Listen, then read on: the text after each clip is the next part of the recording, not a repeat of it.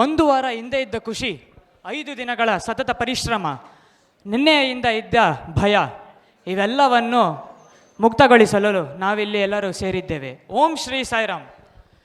ನೆರೆದಿರುವ ಗಣ್ಯರೇ, ಗುರು ಹಿರಿಯರೇ ಹಾಗೂ ನಮ್ಮ ನೆಚ್ಚಿನ ಸಾಯಿ ಸಹೋದರರೇ, ನಾವೆಲ್ಲ ಸ್ವಾಮಿಯ ಮಕ್ಕಳು.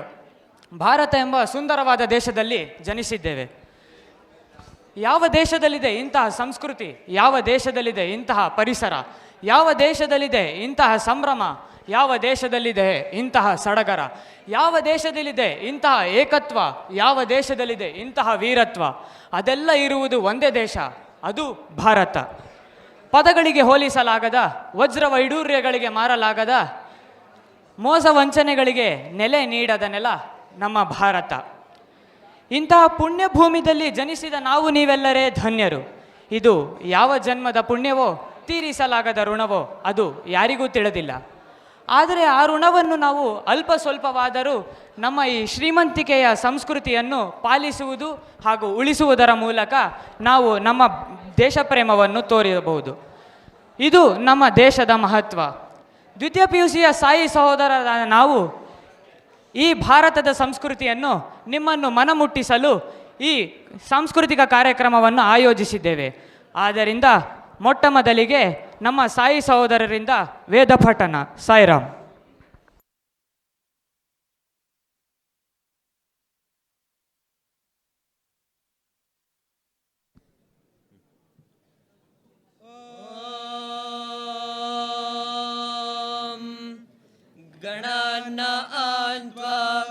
गणपतिगुं हवामहे कविं कवीनामुपमश्रवस्तमं ज्येष्ठराजं ब्रह्मणस्पत आनशृण्वन्नोतिभिः सेदसादनं प्रणो देवी सरस्वती वाजभिर्वाजिनीवते देनामवित्रवतो गणेशाय नमः सरस्वत्यै नमः श्रीगुरुभ्यो नमः हरिः ओम् ॐ तच्छय्योरावृणेमहे गातुं यज्ञाय गातुं यज्ञपतये दैवे स्वस्तिरस्तु नः स्वस्तिर्मानुषेभ्यः ऊर्ध्वं जिगातु भेषजं शन्नो अस्तु द्विपदे शञ्चतुष्पदे ॐ शान्ति शान्ति शान्तिः स्वस्ति प्रजाभ्यः परिपालयन्तां न्यायेन मार्गेण महेशां गोब्राह्मणेभ्यः शुभमस्तु नित्यं समस्तलोकाः सुखिनो भवन्तु समस्तलोकाः सुखिनो भवन्तु समस्तलोकाः सुखिनो भवन्तु ॐ शान्ति शान्ति शान्तिः हरिः ॐ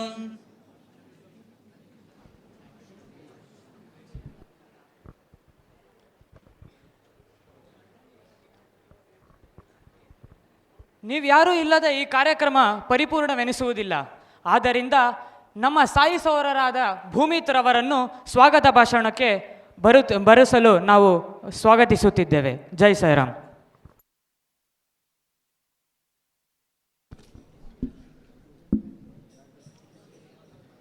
Small cheer and great welcome make a merry feast. Om Shri Sairam, placing myself at the divine lotus feet of Mother Sai, our respected dignitaries, honored of the dais, teachers, and all my dear Sai brothers. A loving Sairam to one and all present here. Today, it's an immense pleasure for me to welcome you all at this event of Batch 2K23-24. Where there is faith, there is love. Where there is love, there is peace. Where there is peace, there is truth. And where there is truth, there is God. Ultimately, where there is God, there is a bliss.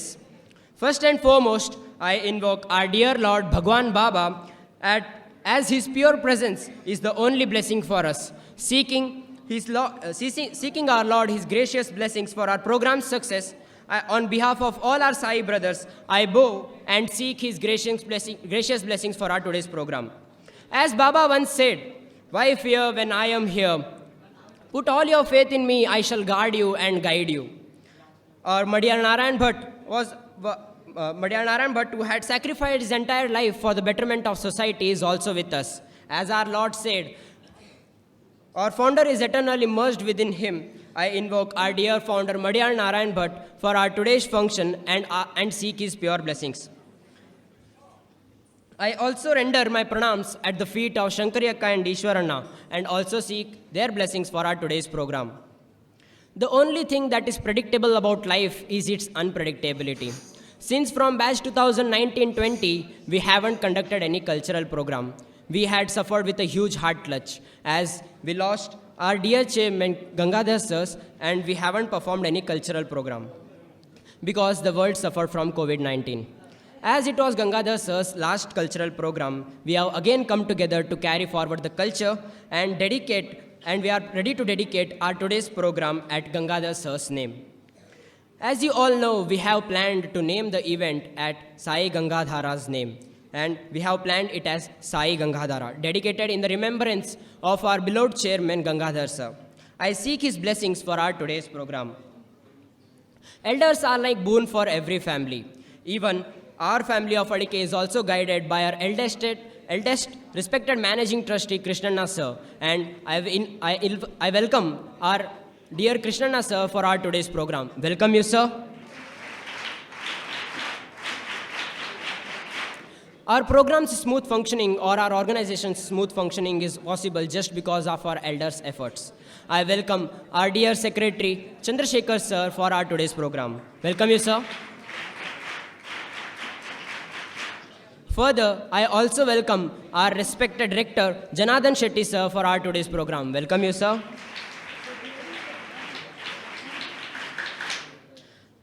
I welcome our dear Ratnakar sir for our today's program. Welcome you, sir. Moving forward, I welcome our respected college and hostel representatives, Principal V.K. Sharma sir and PU Warden Yadav sir for our today's program. Welcome you, sirs. Likewise, I also extend my warm welcome to the Vidya Kendra Principal and Vidya Kendra Warden for our today's program. Welcome you, sirs. We also have with us our Balkotira Headmaster sir at our today's program. I welcome them to our today's program.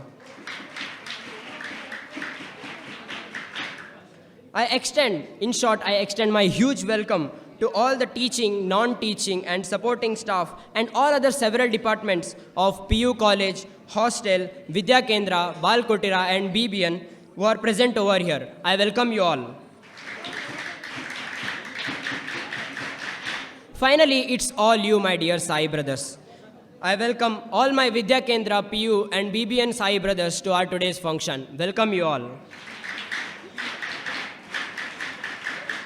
At this awesome, wonderful fest, planned, practiced, and performing is the rest. I welcome each and every guest, wishing all our brothers all the best. Saying so, thank you Bhumit, it was a wonderful welcoming. ನೀವೆಲ್ಲ ಇಲ್ಲಿ ಕೂತ್ಕೊಂಡು ಯೋಚನೆ ಮಾಡ್ತಿರ್ಬೋದು, ಏನಪ್ಪ ಇವನೊಬ್ಬನೇ ಬರ್ತಿದ್ದಾನೆ, ಅವಾಗಿಂದ ಇವನೊಬ್ಬನೇ ಮಾತಾಡ್ತಿದ್ದಾನೆ, ಇಡೀ program ಇವನೇ ಮಾಡ್ತಾನ ಏನು ಅಂತ ನೀವೆಲ್ಲ ಕೂತ್ಕೊಂಡು ಯೋಚನೆ ಮಾಡ್ತಿರ್ಬೋದು. ಅಷ್ಟೊಂದು ಧೈರ್ಯನೂ ನನಗಿಲ್ಲ. ಧೈರ್ಯ ಅಂತ ಪ್ರಶ್ನೆ ಬಂದಿದ ತಕ್ಷಣವೇ ನನಗೆ ನೆನಪಾಗೋದು ಯಾರಂದರೆ ಫ್ರೆಂಡ್ಸು. ನಾವು ಈ ಕಾರ್ಯಕ್ರಮಕ್ಕೆ ನನ್ನ ಫ್ರೆಂಡ್ಸ್ನೆಲ್ಲ ನಾನು ಕರೆದಿದ್ದೆ. ಇಷ್ಟೊತ್ತರಲ್ಲಿ ಒಬ್ಬ ಬರಬೇಕಾಗಿತ್ತು, ಅವ್ನು ಬರೋಷ್ಟರಲ್ಲಿ ಅವನ ಬಗ್ಗೆ ಸ್ವಲ್ಪ ಹೇಳ್ಬಿಡ್ತೀನಿ. ಅವನ ಹೆಸರು ಶಂಕರಣ್ಣ ಅಂತ. ಶಂಕರಣ್ಣ ಅಂತ ಹೇಳಿದ ತಕ್ಷಣ ನನಗೆ ನೆನಪಾಗೋದು ಏನಂದರೆ, ಆಪದ್ ಬಾಂಧವ, ಅನಾಥ ರಕ್ಷಕ, ದೀನದಯಾಳು, ಕರುಣಾಸಾಗರ, ಅರ್ಜುನನ ಸೌಂದರ್ಯ, ಭೀಮನಲ್ಲಿರುವ ಪರಾಕ್ರಮ, ನಕುಲ ಸಹದೇವನಲ್ಲಿರುವ ಜ್ಞಾನ, ಕೃಷ್ಣನಲ್ಲಿರುವ ತುಂಟತನ, ರಘುರಾಮರಲ್ಲಿರುವ ಗಾಂಭೀರ್ಯ, ಎಲ್ಲ ಗುಣಗಳು ಅವನಲ್ಲಿಲ್ಲ, ನನ್ನಲ್ಲಿದೆ. ಓಹ್, ಬಂದ್ಯಾ? ಹಾಂ, ಆಗ ಬಂದೆ ನಾನು. ಯಾವಾಗ ಬಂದಿದೆ? ಅವಾಗ ನೀ ಅರ್ಜುನಲ್ಲಿರುವ ಸೌಂದರ್ಯತೆ, ಭೀಮನಲ್ಲಿರುವ ಪರಾಕ್ರಮನ ಆಗ್ತಿದ್ಲ, ಅವಾಗ ಬಂದೆ ನಾನು. ಓ, ನಿನಗೋಸ್ಕರನೇ ಅಂತಾನೆ ಹೇಳ್ತಿದ್ದೆ, ಬಾ. ಅದ ಗೊತ್ತಾತ. ಇಲ್ಲ ಶಂಕರಣ್ಣಂಗೊಂದು ಜೋರಾದ ಚಪ್ಪಾಳೆ ತಟ್ರಪ್ಪ ಎಲ್ಲಾರು. ಮತ್ತೆ ಎಲ್ಲಾರಮ್ಮ? ನಾವಂತೂ ಬಿಂದಾಸ್ ನೋಡಿ. ನಿಮ್ದೆ? ಮಸ್ತ್ ನೋಡಪ್ಪ. ಮತ್ತೆ ಈಗ ಬಂದಿದ್ದಾತ. ಹಾ, ಈಗ ನಾವು ಇಲ್ಲಿ ಎದಕ್ಕೆ ಬಂದ ಗೊತ್ತೈತಿನ? ಇಲ್ಲ, ಒಂದ್ಸಲ ಸುತ್ತಮುತ್ತ ನೋಡು ಒಂದ್ಸಲ. ಓ, ಏನ್ ಸ್ವರ್ಗ ಅಲ್ಲ? ಮಸ್ತ್ ಅದ ನೋಡು. ಏನ್ ಅಲಂಕಾರ, ಏನ್ ಸಂಭ್ರಮ, ಏನ್ ಉಲ್ಲಾಸ, ಛೇ ಏನ್ ಚಂದ ರೀ. ನನಗಂತೂ ಭಾಳ ಖುಷಿ ಆಯ್ತು ನೋಡಿ. ನಿನಗೊಂದು ವಿಷಯ ಗೊತ್ತಾಯ್ತು? ಹಾ, ಅಳಿಕೆ ಮಕ್ಕಳು ಅಂದ್ರೆ ಒಂಥರ ಡಿಫ್ರೆಂಟ್. ಹೆಂಗಂದ್ರೆ, ಇವಾಗ ನೀನು ಬೇರೆ ಶಾಲಾ ಕಾಲೇಜ್ಗಳೆಲ್ಲ ನೋಡಿದ್ಯಾ? ಅಲ್ಲಿರೋ ಮಕ್ಕಳು ಓದ್ತಾರೆ, ಹೌದು, ಮಾರ್ಕ್ಸ್ ಬರುತ್ತೆ. ಆದ್ರೆ ನಮ್ಮಿರೋ ಅಳಿಕೆ ಮಕ್ಕಳು ಹಂಗಲ್ಲ, ಆಟ ಆಡ್ತಾರೆ, ಹೌದು, ಸಾಂಸ್ಕೃತಿಕ ಕಾರ್ಯಕ್ರಮದಲ್ಲಿ ತೊಡಗಿಸ್ಕೋತಾರೆ. ನೋಡಲ್ಲ ಎಷ್ಟು ಚೆನ್ನಾಗಿ ಕೂತಿದ್ದಾರೆ ಎಲ್ಲರೂ. ಎಲ್ಲ ಕಾರ್ಯಕ್ರಮದಲ್ಲೂ ಮೊದಲು ಮುಂದಿರ್ತಾರೆ. ಅಷ್ಟಾದ್ರೂ ಸಹ ಇವ್ರಿಗೆ ಮಾರ್ಕ್ಸ್ ಬರುತ್ತೆ. ಅದು ನೋಡು ಅಳಿಕೆ ಮಕ್ಕಳ ಲಕ್ಷಣ. ಹೌದು, ಅವ್ನು ನೋಡ ಅವ್ನ ಮುಖದ್ನಾಗಿರೋ ಉಲ್ಲಾಸ ಅಂದ್ರೆ ಗೊತ್ತಾಗತ್ತೆ. ಇನ್ನೂರು ಬರತ್ತಂಗ ಆದಪ್ಪ ಅಳಿಕೆ ಸ್ಟೂಡೆಂಟ್ ಲಕ್ಷಣ ಅಂದ್ರೆ. ಅದಕ್ಕೆ ನೋಡಪ್ಪ ಇದನ್ ಪುಣ್ಯಕ್ಷೇತ್ರ ಅನ್ನೋದು. ಓ ಪುಣ್ಯಕ್ಷೇತ್ರ ಅಲ್ಲ? ಹಾ. ಪುಣ್ಯಕ್ಷೇತ್ರ ಬಗ್ಗೆ ನಾನು ಹೇಳ್ತೇನೆ ಕೇಳಿ. ಹಾ ಹೇಳು. ಸಮಾಜಕ್ಕಾಗಿ ಸ್ವಾರ್ಥ ಇಲ್ಲದೆ ತಮ್ಮ ಇಡೀ ಸರ್ವಸ್ವವನ್ನು ಅರ್ಪಿಸಿದ ಮಡ್ಯಾಳಣ್ಣ ಹಾಗೂ ಅವರಿಂದ ಪ್ರೇರಿತರಾದ ಹಲವಾರು ತ್ಯಾಗಜೀವಿಗಳು ಇದ್ದ ಕ್ಷೇತ್ರ ಇದು. ಅದಕ್ಕೆ ಇದು ಪುಣ್ಯಕ್ಷೇತ್ರ ಅಂತಾರೆ. ಮತ್ತೆ ಇನ್ನೊಬ್ರು ಮಾಚಿತ್ರನ ಬಗ್ಗೆ ಗೊತ್ತೇನು ನಿನಗೆ? ಗೊತ್ತು. ನನ್ನ ಬಾಯಿಂದಕಿನ ನಿನ್ ಬಾಯಿಂದ ಕೇಳಕ್ಕೆ ಚಂದ. ನೀನೇ ಹೇಳು. ಹೇಳ್ತೇನೆ ಕೇಳಿಲ್ಲ. ಸರಳ ಜೀವನ ಅತ್ಯುನ್ನತ ಯೋಚನೆಗಳು. ಏನು? ಸರಳ ಜೀವನ ಅತ್ಯುನ್ನತ ಯೋಚನೆಗಳು ಹೊಂದಿರುವ ಈ ಸಂಸ್ಥೆಯ ಸುಮಾರು 40 ವರ್ಷಗಳ ಕಾಲ ಅಧ್ಯಕ್ಷರಾಗಿ ಕಾರ್ಯನಿರ್ವಹಿಸಿ ಹಾಗೂ ಇಂಥ ಕಾರ್ಯಕ್ರಮಕ್ಕೆಲ್ಲ ಪ್ರೇರಣೆ ನೀಡಿ ನಿಮ್ಮೆಲ್ಲರ ಅಚ್ಚುಮೆಚ್ಚಿನ ಪ್ರೀತಿಯ ಗುರುಗಳಾದ ಗಂಗಾಧರಣ್ಣ ಅವರ 3ನೇ ಪುಣ್ಯತಿಥಿವಾದುದರಿಂದ ಈ ಕಾರ್ಯಕ್ರಮವು ಅವರ ಪಾದಾರವಿಂದಗಳಿಗೆ ಅರ್ಪಿಸುತ್ತಾ ಇದ್ದೇವೆ.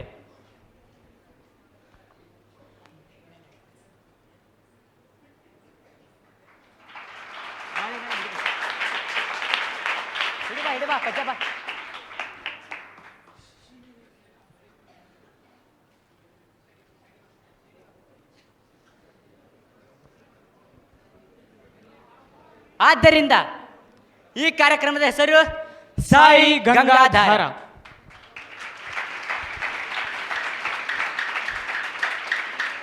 ಹೆಂಗೋ ಪಾದಾರವಿಂದ ಅರ್ಪಿಸಿದಾತು. ನಡಿ ಕಾರ್ಯಕ್ರಮ ಸ್ಟಾರ್ಟ್ ಮಾಡೋಣಂತ. ಇರೋ. ಎದಕ್ಕೆ? ಯಾಕಂದ್ರೆ ಇಲ್ಲಿ ನಿನ್ ತರ ಕರೆಸಿದ್ನಲ್ಲ. ನಂತರ ನಿನ್ನಂದ್ರೆ ನಿನ್ ತರನೇ ಇನ್ನೊಬ್ಬ ಸ್ನೇಹಿತ ನಾನು ಇನ್ನೊಬ್ಬ ಇದ್ದಾನೆ.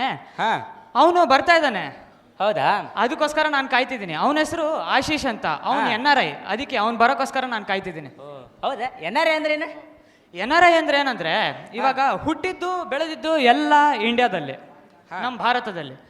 ಆದ್ರೆ ಬೇರೆ ಕಂಟ್ರಿಗಳು ಹೋಗಿ ಕೆಲಸ ಮಾಡೋದು ನೋಡು, ಅದನ್ನ NRI ಅಂತಾರೆ. ಓ, ಉಣ್ಣಾಕ್ ನಮ್ ದೇಶ ಬೇಕು, ಬೆಳ್ಯಾಕ್ ನಮ್ ದೇಶ ಬೇಕು, ಆದ್ರೆ ಹೋಗಿ ಅಲ್ಲಿ ದುಡಿತಾನಲ್ಲ ನೋಡಿ ಏನ್ ಮಾಡೋದು ನೋಡಿ, ಇಂಥವೇ ಇರೋದು.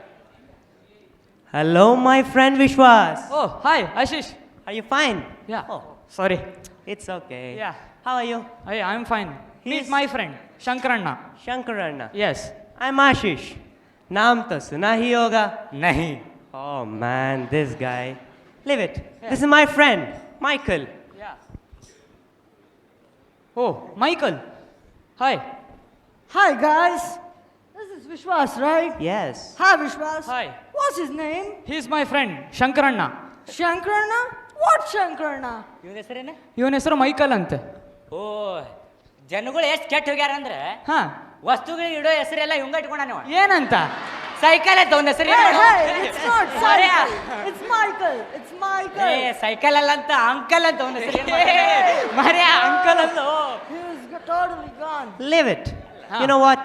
What? When I and Michael were in the flight, Yeah. I was telling Michael that What? you see all these Alike students, Yes. they are too disciplined, Yeah. and Alike is very clean. Yes, that is. But he didn't believe in me. What? Yes. So I said him, if it is so, as what I said, he'll be dancing. Yeah. Yeah, bro. I was not. Hey, leave it. You can't explain Alike in your words. Let the music begin.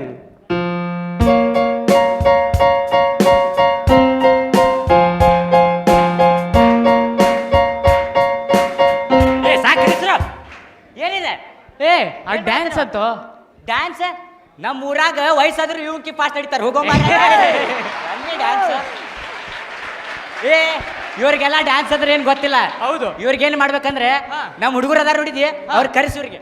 ಇವ್ರಿಗೆಲ್ಲ dance ಅಂದ್ರೆ ಗೊತ್ತಿಲ್ಲ. ಕರೆಸ್ರಿ. ಹೌದು ನೋಡು, ಕರ್ಸ್ಬಿಡ. He's saying they'll show some dance. Let's see what they got. ನೋಡ ಈಗ ಕಲಿ. ಇವನ್ ಬಸವಣ್ಣ ಅಂತ, ಇವನ್ ಶಂಕರಣ್ಣ ಅಂತ ಏನೋ ಅಂತ ಹೇಳ್ದ. ಈ ಅಂಕಲ್ ಅಂತೂ ಸೈಕಲ್ ತುಳ್ದ. ಸಾರಿ ಮೈಕಲ್. ಯಾವುದೇ ಶುಭ ಕಾರ್ಯಕ್ರಮ ಆರಂಭಿಸೋದ ಮೊದಲು ನಾವು ಪ್ರಾರ್ಥಿಸೋದು ಯಾರಂದ್ರೆ ಅದು ಗಣಪತಿ. ಗಣಪತಿ ನಮಗೆ ಕೊಡೋದು 1-2 ಅಲ್ಲ. ಅವನು ನಮಗೆ ಕೊಡೋದು ವಿದ್ಯಾ, ಬುದ್ಧಿ, ಶಕ್ತಿ, ಐಶ್ವರ್ಯ, ಆರೋಗ್ಯ, ತಾಳ್ಮೆ, ನೆಮ್ಮದಿ ಎಲ್ಲ ಕೊಡ್ತಾನೆ ಗಣಪತಿ. ಅಂತಹ ಗಣಪತಿಯನ್ನು ಮನದೊಳಗಡೆ ಪ್ರಾರ್ಥಿಸಿಕೊಂಡು ಈಗ ನಮ್ಮ ಗಣಶಂಕರ ನೃತ್ಯ ತಂಡವು ತಮ್ಮ ನೃತ್ಯದ ಮೂಲಕ ನಿಮ್ಮನ್ನು ಮನೋರಂಜಿಸಲು ಬರುತ್ತಿದ್ದಾರೆ. ಇಂತಹ ಎಲ್ಲರೂ ಅವರನ್ನು ಜೋರಾದ ಚಪ್ಪಾಳದಿಂದ ಅವರನ್ನು ಸ್ವಾಗತಿಸೋಣ.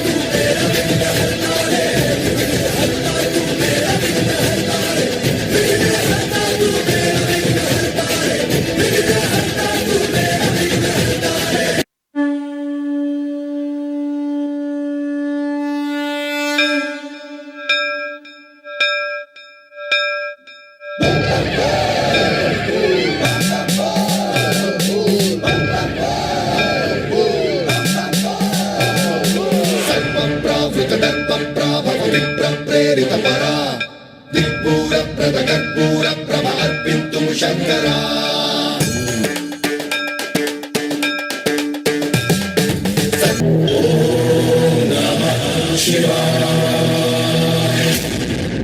शिव शिव शंकर हर हर शंकर जय जय शंकर जिगिराला प्रियतांडव शंकर प्रकट शुभंकर प्रलय भयंकर जिगिराला शिव शिव शंकर हर हर शंकर जिगिराला ओम परमेश्वर ओम निखिलेश्वर हर ओम जीवेश्वरेश्वर कनरारा मंत्रेश्वर स्वर ओम चंद्रेश्वर स्थिर चंद्रेश्वर वरा शिव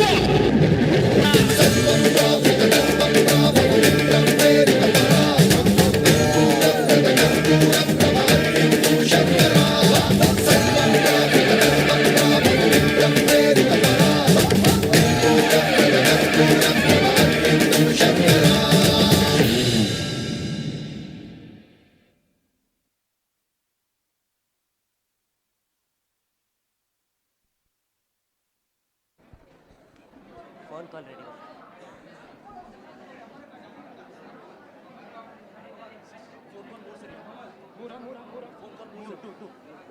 ಎಲ್ರಿ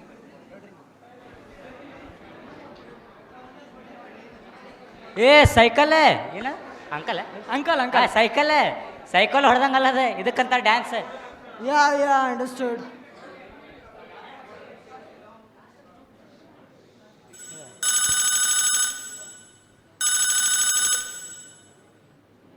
Yeah. Is it? Take a taxi and go to hospital. Yeah. Don't disturb me.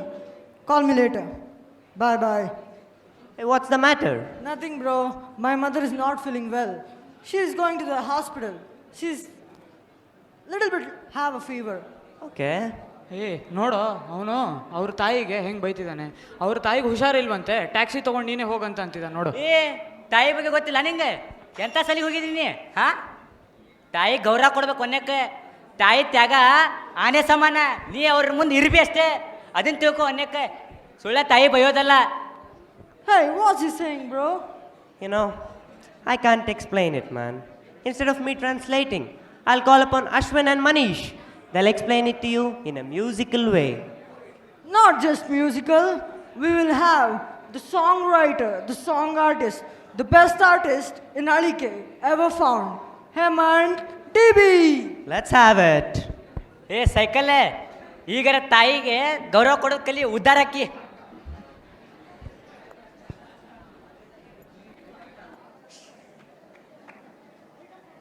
Light off.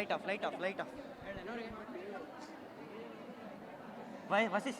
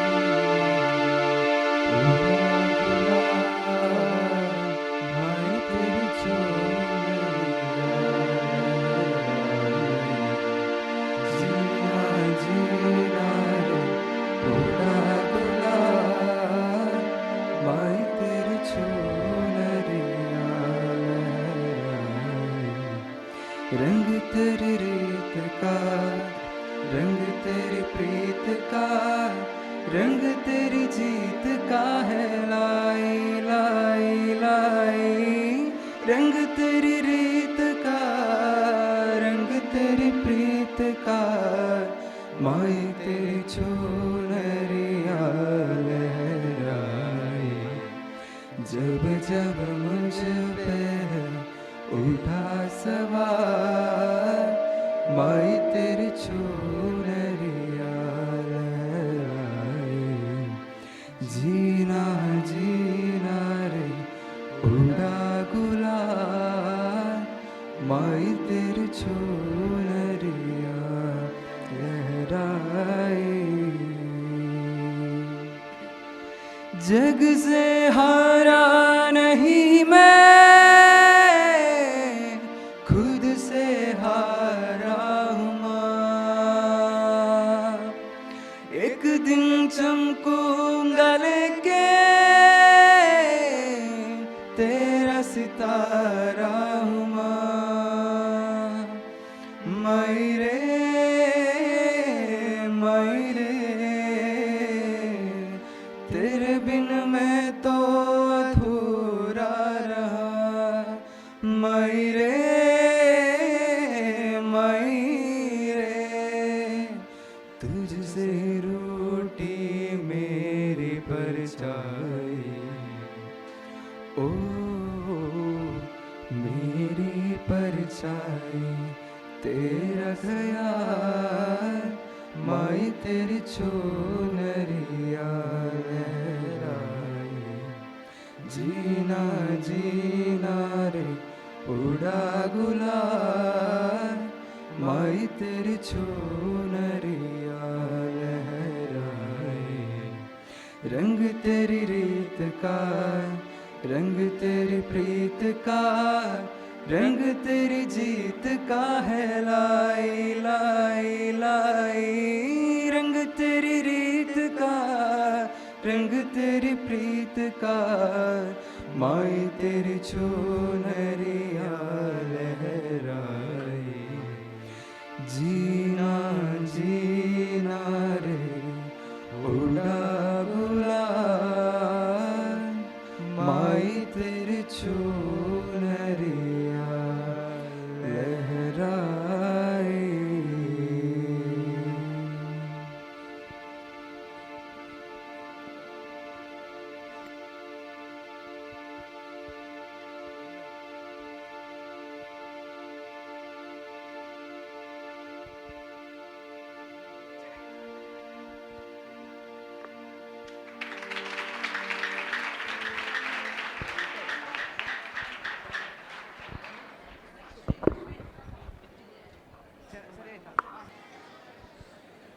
What a beautiful song sung by those duo, and what a art here during the song. My heart and mind was totally melted. From this song, I learned one thing: Matru Devo Bhava. ಈಗರ ಕಲ್ತಲ್ಪ ಅಷ್ಟು ಸಾಕಾತ್ ನೋಡ್ ನಂಗೆ.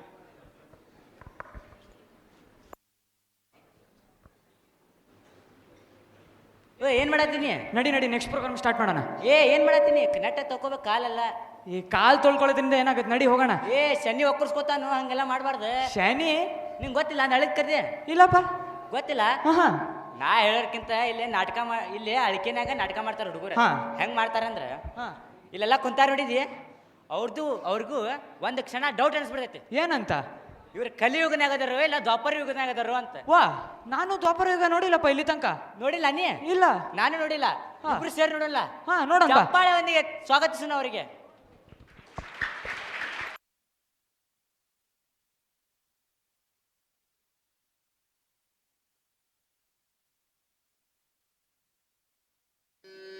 ದುಃಖೇಷು ಅನುದ್ವಿಗ್ನಮನಾಃ ಸುಖೇಷು ವಿಗತಸ್ಪೃಹಃ ವೀತರಾಗ ಭಯಕ್ರೋಧಃ ಸ್ಥಿತಧೀರ್ಮುನಿರುಚ್ಯತೆ.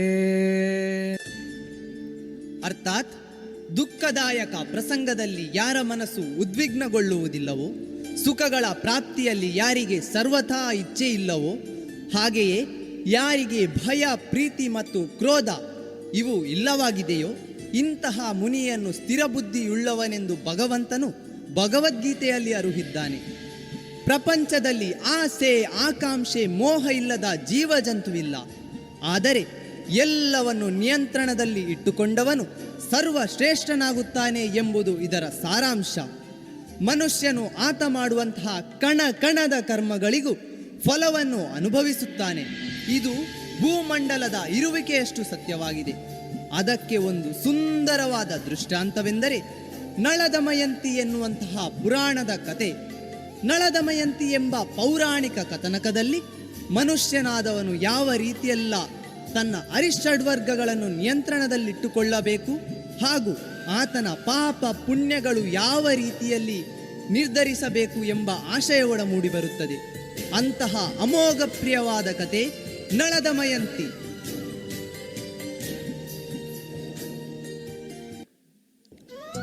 ಅದು ಪಾಂಡವರು ವನವಾಸದಲ್ಲಿದ್ದ ಸಮಯ. ಪ್ರಾಣಿ ಪಕ್ಷಿಗಳ ಪರಿಸರದಲ್ಲಿ ಪಾಂಡವರು ತಮ್ಮ ನಿತ್ಯ ಕರ್ಮಗಳನ್ನು ಮಾಡುತ್ತಿದ್ದರು. ಒಂದು ದಿನ ಅವರನ್ನು ಭೇಟಿ ಮಾಡಿದಂತಹ ಬೃಹದೀಶ್ವರ ಮುನಿಗಳು ಪುರಾಣದ ಅನೇಕ ಕಥನಕಗಳನ್ನು ಬೋಧಿಸಿದರು. ಅದರ ಮೂಲಕ ಪಾಂಡವರು ಮುಂಬರುವ ಸನ್ನಿವೇಶಗಳನ್ನು ಎದುರಿಸಲು ಜಾಗೃತವಾಗಿರುತ್ತಿದ್ದರು. ಹೀಗೆ ಕಥೆಗಳನ್ನು ಅರುಹುತ್ತಾ ನಳ ಮಹಾರಾಜನ ಕಥೆಯನ್ನು ತಿಳಿಸುತ್ತಾರೆ.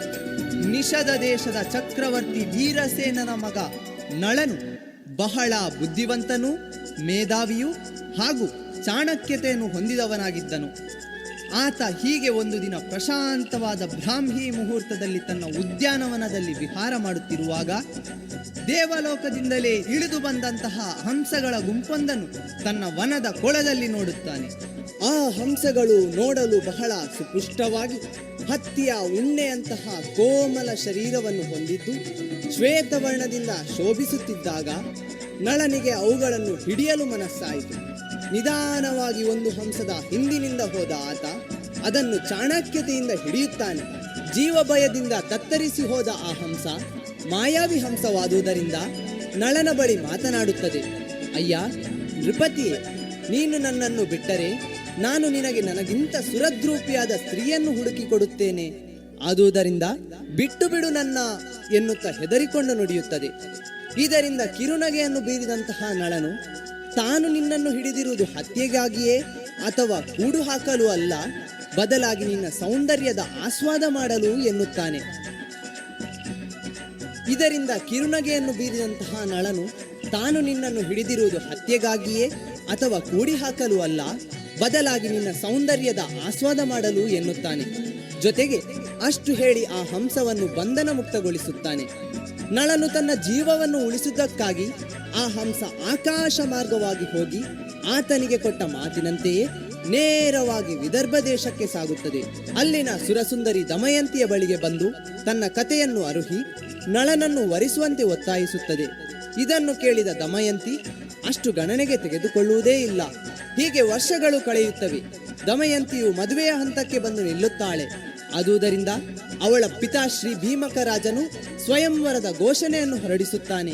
ಈ ತನ್ಮಧ್ಯೆ ದಮಯಂತಿಯ ಮನೋಗತವನ್ನು ಅರಿತಂತಹ ದಮಯಂತಿಯ ರಾಜ್ಯದ ಮಂತ್ರಿ ಸುದೇವನು ನಳನ ಬಳಿಗೆ ಸಾರಿ ದಮಯಂತಿಯ ಭಾವಚಿತ್ರವನ್ನು ತೋರಿಸಿ ಆಕೆಯನ್ನು ವರಿಸುವಂತೆ ಪ್ರಾರ್ಥಿಸುತ್ತಾನೆ. ಹೀಗೆ ದಮಯಂತಿಯ ಸ್ವಯಂವರದ ಸುದ್ದಿ ತ್ರಿಲೋಕಕ್ಕೂ ತಲುಪುತ್ತದೆ.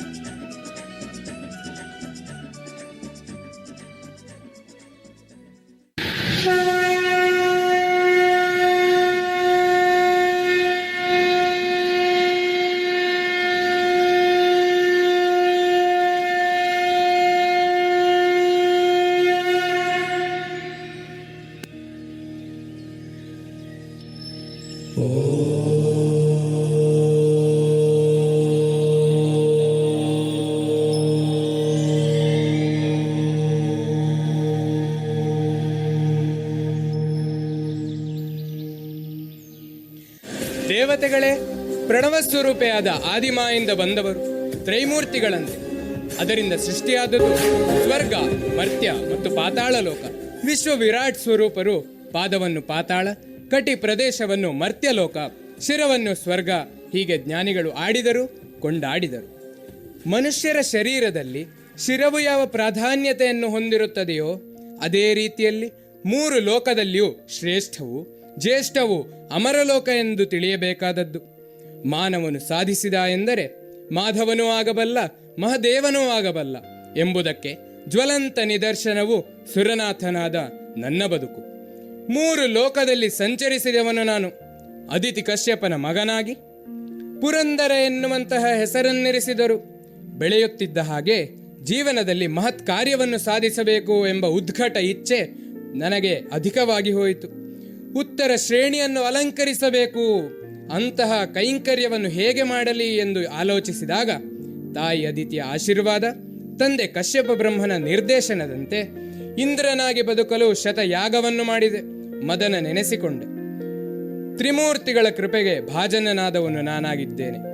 ನಾನು ಯಾವ ಸಾಧನೆಯ ಮೂಲಕ ಎಷ್ಟು ಎತ್ತರಕ್ಕೇರಿದ್ದೇನೋ ಅದೇ ರೀತಿಯಲ್ಲಿ ಅಗ್ನಿಯಾದ ನೀನು, ವರುಣನಾದ ಅವನು, ಯಮನೋ, ಕುಬೇರನೋ, ನಿರುತಿಯೋ ಮೊದಲಾದವರೆಲ್ಲ ನೀವುಗಳು ಪಡೆದಂತಹ ಪುಣ್ಯದ ಫಲವಾಗಿ ಒಂದೊಂದು ದಿಕ್ಕಿಗೆ ಅಧೇಶರಾಗಿದ್ದೀರಿ. ಸ್ವರ್ಗದ ಈ ತುಂಬಿದ ಸಭೆಯನ್ನು ಕಂಡಾಗ ಮನಸ್ಸಿಗೆ ಸಂತೋಷವಾಗುತ್ತದೆ. ಆದರೆ ಅತ್ತ ಕಡೆಯಿಂದ ಯಾರೋ ಬರುವಂತಿದೆಯಲ್ಲ.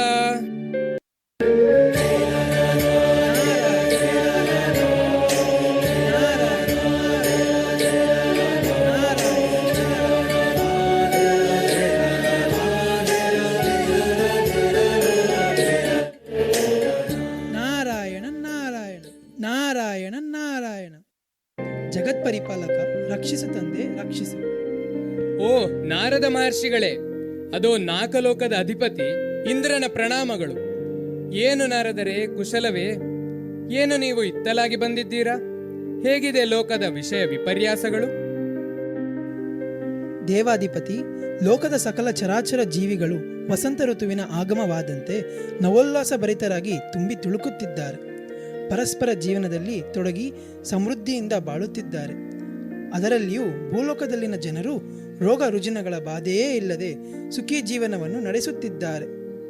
ಹೇಗೆಂದರೆ ಹಾವೊಂದು ಕಪ್ಪೆಗೆ ನೆರಳಿನಿಂದ ರಕ್ಷಣೆ ಕೊಟ್ಟಂತೆ ಭೂಲೋಕದ ಜನರು ಪರಸ್ಪರ ದ್ವೇಷ, ಅಸೂಯೆ, ಕ್ರೋಧವನ್ನು ಕಡೆಗಣಿಸಿ ಪ್ರೀತಿಯ ಮಾಧುರ್ಯಕ್ಕೆ ಅಣಿಯಾಗುತ್ತಿದ್ದಾರೆ. ಓಹೋ, ಅದ್ಭುತ! ಪ್ರಸ್ತುತ ಬಹಳ ಮನಮೋಹಕ ವಿಷಯವೇನೆಂದರೆ, ವಿದರ್ಭ ದೇಶದ ಅರಸ ಭೀಮಕರಾಜನ ಮಗಳಾದ ದಮಯಂತಿ ರಾಜಕುಮಾರಿಗೆ ಸ್ವಯಂವರ ಆಯೋಜಿಸುತ್ತಿದ್ದಾರೆ. ಓಹೋ! ಓರ್ವ ಸಾಮಂತ ರಾಜನ ಮಗಳಾದರೂ ತ್ರಿಗುಣ ಸಂಪನ್ನೆಯಾದ ಆಕೆ ಸರ್ವ ವಿದ್ಯಾಪಾರಂಗತಳು. ರೂಪದಲ್ಲಿ ದೇವಲೋಕದ ಅಪ್ಸರೆಯನ್ನೇ ಮೀರಿಸುವಂತವಳು. ಆಕೆಯ ಜ್ಞಾನ ತ್ರಿಲೋಕದಲ್ಲಿಯೇ ಪ್ರಸಿದ್ಧಿ ಗಳಿಸಿದೆ.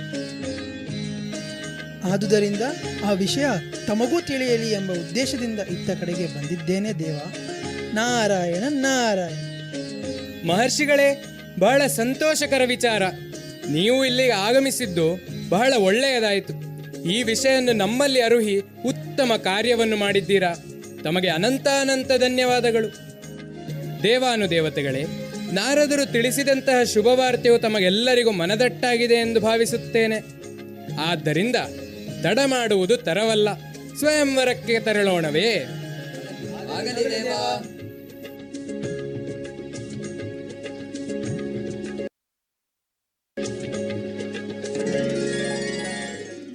ಹೀಗೆ ನಾರದರಿಂದ ವಿಷಯ ತಿಳಿದಂತಹ ಸುರನಾಥನು ಹಾಗೂ ಇತರ ದೇವತೆಗಳು ನಾರದನೊಂದಿಗೆ ಭೂಲೋಕದತ್ತ ಸ್ವಯಂವರದಲ್ಲಿ ಪಾಲ್ಗೊಳ್ಳಲು ಪ್ರಯಾಣ ಬೆಳೆಸುತ್ತಾರೆ. ದಾರಿ ಮಧ್ಯೆಯಲ್ಲಿ ಸಾಗುತ್ತಿರುವಾಗ ತನ್ನ ಕಾರ್ಯವನ್ನು ಮಾಡುತ್ತಿದ್ದಂತಹ ಶನೀಶ್ವರ ದೇವರಿಂದ ದೇವತೆಗಳ ಮುಖಾಮುಖಿಯಾಗುತ್ತದೆ.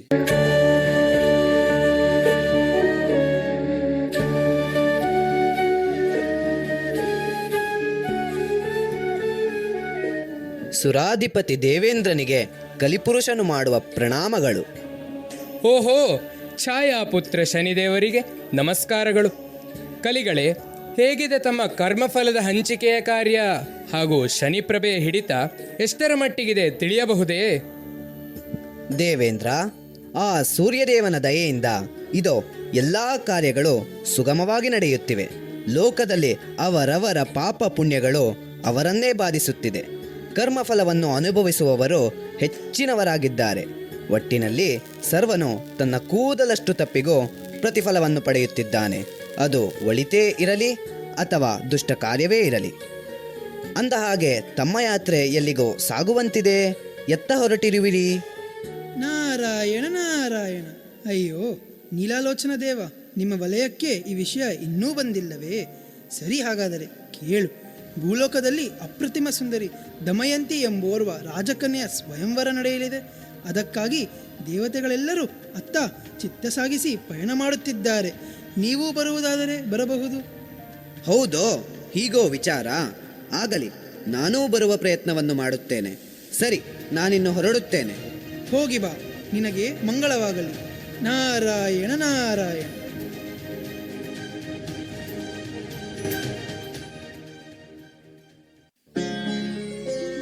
ಅದೊಂದು ಸುಂದರ ಮಯನಿರ್ಮಿತವಾದ ನಗರಿಯಂತಿತ್ತು.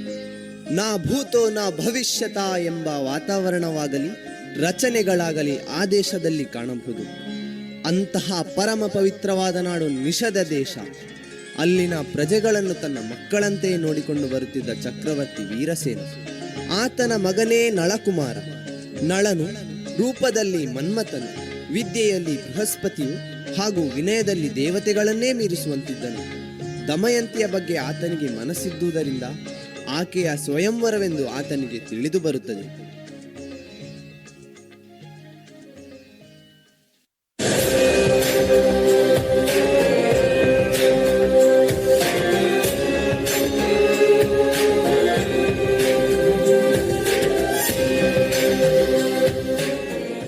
ಜಗತ್ಪರಿಪಾಲಕ, ರಕ್ಷಿಸು ತಂದೆ, ಕಾಪಾಡು. ಭೂಲೋಕದಲ್ಲಿ ಸರ್ವ ಪವಿತ್ರ ಹಾಗೂ ಪ್ರಸಿದ್ಧಿ ಪಡೆದಂತಹ ಪುಣ್ಯ ಪರಮ ನೆಲ ಈ ನಿಷಧ ದೇಶ. ಇಲ್ಲಿ ಚಕ್ರವರ್ತಿಯಾದಂತಹ ವೀರಸೇನನ ಮಗ ನಾನೇ ನಳ. ಬಹುಭುಜ ಪರಾಕ್ರಮದಲ್ಲಿ ನಮ್ಮ ಸಾಮ್ರಾಜ್ಯವನ್ನು ಭೇದಿಸಲು ಯಾವ ರಾಜ್ಯನಿಗೂ ಅಸಾಧ್ಯ. ಒಂದೊಮ್ಮೆ ದೇವೇಂದ್ರನೇ ಬಂದರೂ ಆತನಿಗೆ ಅಡ್ಡಲಾಗಿ ನಿಲ್ಲುವ ಸಾಮರ್ಥ್ಯ ನಮಗಿದೆ. ಈ ತನ್ಮಧ್ಯೆ ನಮ್ಮಿಂದ ಕೇಳಲ್ಪಟ್ಟ ವಿಷಯವೇನೆಂದರೆ ವಿದರ್ಭ ದೇಶದ ರಾಜಕುಮಾರಿಯ ಸ್ವಯಂವರವಂತೆ. ಅಂದು ಸರೋವರದಲ್ಲಿ ನಾನು ಹಿಡಿದಿದ್ದ ಮಾಯಾಹಂಸದ ಮಾತಿನ ಪ್ರಕಾರ ಅವಳೇ ನನಗೆ ಸರಿಯಾದ ಪತ್ನಿ ಎಂಬುದಾಗಿದೆ. ಹಾಗಾಗಿ ಸುದೇವ ಮಂತ್ರಿಗಳ ಮಾತನ್ನು ಒಗ್ಗೂಡಿಸಿಕೊಂಡು ಅತ್ತ ಸಾಗುತ್ತೇನಂತೆ. ಮುಂದೇನಾಗುತ್ತದೋ ನೋಡೋಣ.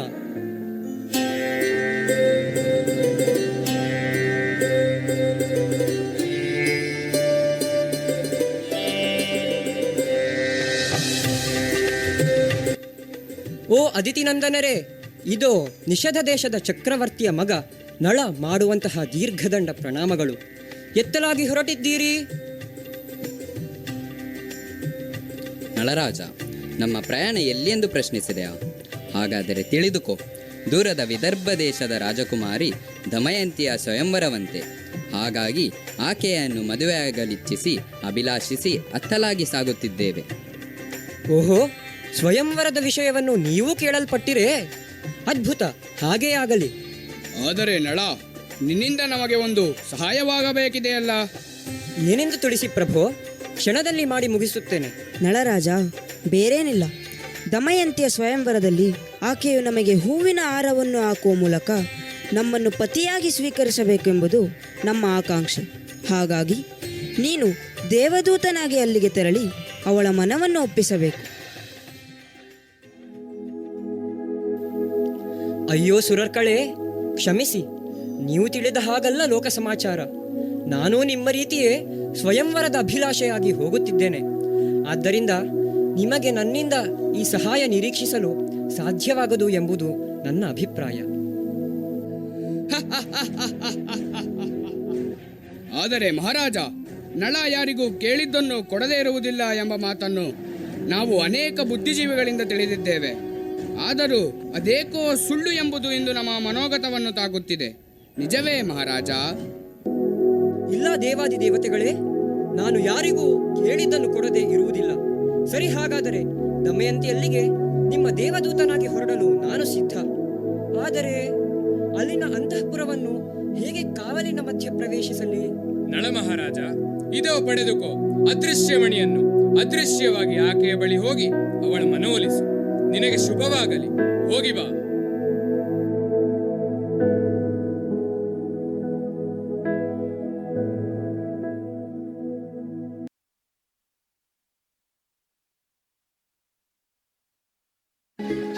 ದೇವತೆಗಳಿಂದ ಅದೃಶ್ಯಮಣಿಯನ್ನು ಪಡೆದಂತಹ ನಳ ಅಲ್ಲಿಂದ ನೇರವಾಗಿ ಅದೃಶ್ಯವಾಗಿ ದಮಯಂತಿಯ ಅಂತಃಪುರಕ್ಕೆ ಹೋಗುತ್ತಾನೆ.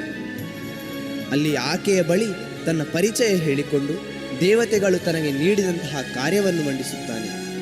ಆದರೆ ದಮಯಂತಿ ಅದನ್ನು ಎಳ್ಳಿನಷ್ಟು ಒಪ್ಪಿಕೊಳ್ಳದೇ ಇರುವುದರಿಂದ ನಳ ಅಲ್ಲಿಂದ ದೇವತೆಗಳಿದ್ದಲ್ಲಿಗೆ ಹಿಂದಿರುಗುತ್ತಾನೆ.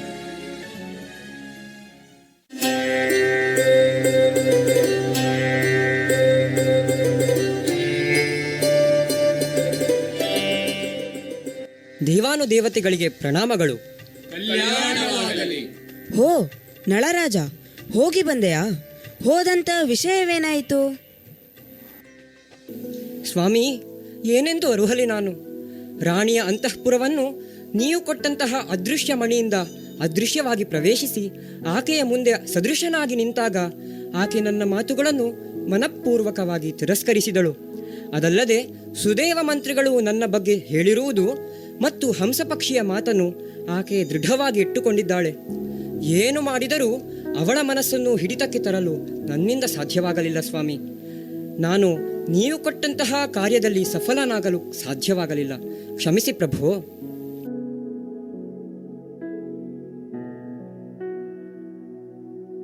ಪುರುಷೋತ್ತಮ, ಭಲೆ ಭಲೆ, ನಿನ್ನನ್ನು ಆಕೆಯ ಬಳಿಗೆ ಅದೃಶ್ಯವಾಗಿ ಕಳುಹಿಸಿದಂತೆ ನಾವು ಅದೃಶ್ಯವಾಗಿ ನಿನ್ನ ಹಿಂದಿನಿಂದ ಬಂದಿದ್ದೆವು. ಅಲ್ಲಿ ನಡೆದ ಸಂಗತಿಗಳೆಲ್ಲ ನಮಗೆ ತಿಳಿದಿದೆ. ಆದುದರಿಂದ ನೀನು ಚಿಂತಿಸುವ ಅಗತ್ಯವಿಲ್ಲ. ಹೋಗು, ಸ್ವಯಂವರಕ್ಕೆ ತೆರಳು, ನಿನಗೆ ಕಲ್ಯಾಣವಾಗಲಿ.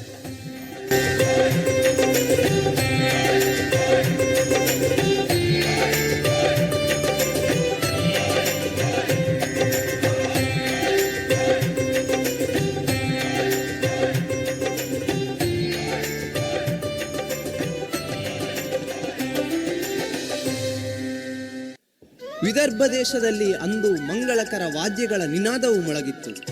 ಅಲ್ಲಿನ ಊರು ಕೇರಿಗಳಲ್ಲಿ ಸಂಭ್ರಮದ ವಾತಾವರಣ ಸೃಷ್ಟಿಯಾಗಿತ್ತು. ಕಾರಣ, ಅಲ್ಲಿನ ಸಾಮಂತ ಅರಸ ಭೀಮಕನ ಮಗಳಾದ ದಮಯಂತಿಗೆ ಸ್ವಯಂವರವನ್ನು ಏರ್ಪಡಿಸಲಾಗಿತ್ತು.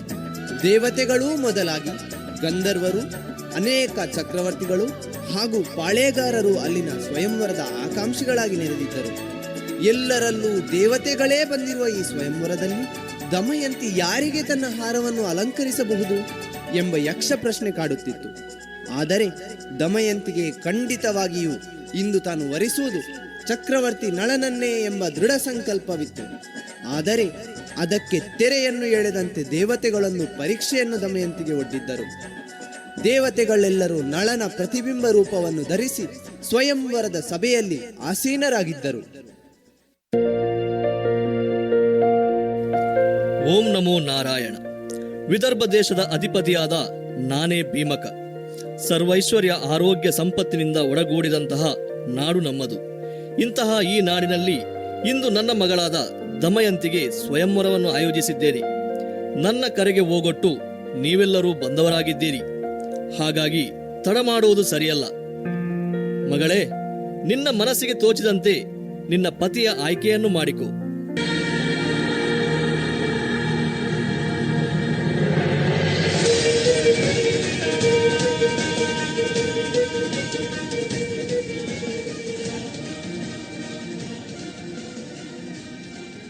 ಅರರೇ, ಏನಾಶ್ಚರ್ಯವಿದು!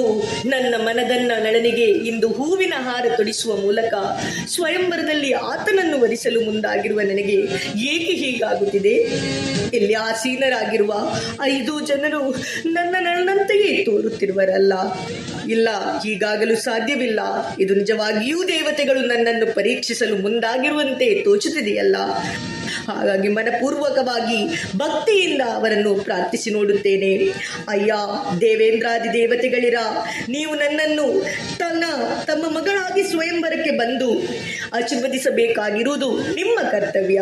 ಆದರೆ ಆ ಕಾರ್ಯವನ್ನು ಮಾಡದೆ ನಳ ಮಹಾರಾಜನಂತೆಯೇ ತದ್ರೂಪವಾಗಿ ನನಗೆ ಒಡ್ಡುವ ಈ ಪರೀಕ್ಷೆಯ ಅಗತ್ಯವಿದೆಯೇ ಸ್ವಾಮಿ? ಇಲ್ಲ, ನಾನು ಮನಪೂರ್ವಕವಾಗಿ ನನ್ನನ್ನೇ ತನ್ನ ಪತಿಯೆಂದು ಕಾಯ ವಾಚ ಹಾಗೂ ಮನಸಾ ಸ್ವೀಕರಿಸಿದೆ. ಹಾಗಾಗಿ ತಾವೆಲ್ಲರೂ ಘನಮಹಿಮರಾಗಿ ನಮ್ಮನ್ನು ಹರಸಬೇಕೆಂಬುದು ನನ್ನ ಮಹಾದಾಸೆ. ಆದ್ದರಿಂದ ದಯವಿಟ್ಟು ನನ್ನ ಪತಿಯನ್ನು ಕಂಡುಹಿಡಿಯಲು ನನಗೆ ಎಡೆ ಮಾಡಿಕೊಡಿ ಅದಿತಿ ಮಾನಸರಿ.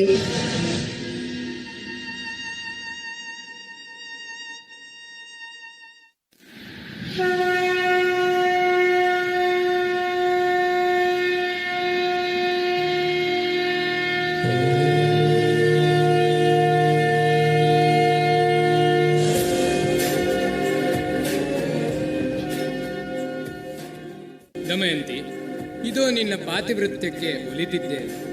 ಅಗೋ ಅಲ್ಲಿ ನೋಡು, ನಿನ್ನ ನಳ ಅಲ್ಲಿದ್ದಾನೆ. ಹೋಗು, ವರಿಸು ಆತನನ್ನು. ನಿಮಗೆ ಕಲ್ಯಾಣವಾಗಲಿ.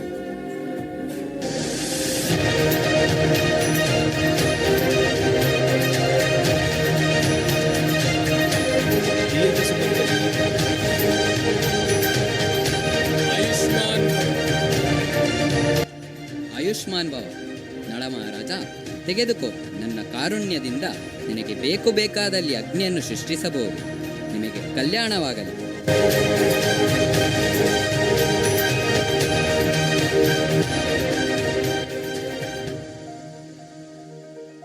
ರಾಜಕುಮಾರನೇ, ಇದೋ ನನ್ನ ಕೃಪೆಯಿಂದ ನಿನಗೆ ಅವಶ್ಯಕತೆ ಬಿದ್ದಲ್ಲಿ ನನ್ನನ್ನು ಸ್ತುತಿ ಮಾಡಿದರೆ ಜಲಬಾಧೆಯು ತಣಿಯುವುದು. ನಿಮಗೆ ಶುಭವಾಗಲಿ.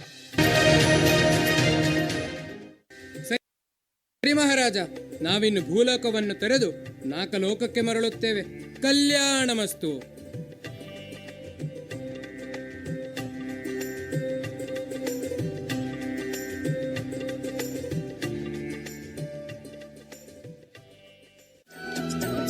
ಹೀಗೆ ದೇವತೆಗಳು ನಳ ದಮಯಂತಿಯರನ್ನು ಮನಃಪೂರ್ವಕವಾಗಿ ಹರಸಿ ಅಲ್ಲಿಂದ ಭೂಲೋಕವನ್ನು ತೊರೆದು ಮಾಯಾಲೋಕಕ್ಕೆ ಪ್ರಯಾಣವನ್ನು ಬೆಳೆಸಿದಾಗ ಮತ್ತೊಮ್ಮೆ ಅದೇ ಆತಂಕದ ಛಾಯೆ ಅಲ್ಲಿ ಆವರಿಸಿತ್ತು.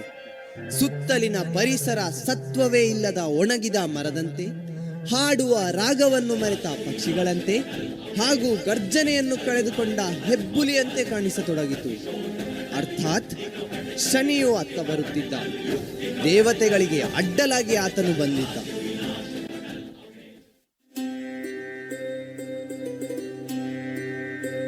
ಓ ದೇವತೆಗಳೇ, ಎತ್ತಲಿಂದ ಬಂದಿದ್ದೀರಿ? ಎಲ್ಲರೂ ಸಂತೋಷದಲ್ಲಿ ಇರುವಂತೆ ಭಾಸವಾಗುತ್ತಿದೆ. ಹೌದು ಹೌದು, ನಾವು ದಮಯಂತಿಯ ಸ್ವಯಂವರದಿಂದ ಹಿಂದಿರುಗುತ್ತಿದ್ದೇವೆ. ಓ ಹೌದೇ, ಸ್ವಯಂವರ ಮುಗಿಯಿತೆ? ಇರಲಿ, ಎಲ್ಲಿದ್ದಾಳೆ ಆ ತರುಣಿ? ನಿಮ್ಮಲ್ಲಿ ಯಾರನ್ನ ಮದುವೆಯಾಗಿದ್ದಾಳೆ? ಛೇ, ಇಲ್ಲ ಇಲ್ಲ, ಅವಳು ನಿಷಧ ದೇಶದ ಅರಸ ನಳಮಹಾರಾಜನನ್ನು ವರಿಸಿದ್ದಾಳೆ. ಏನು?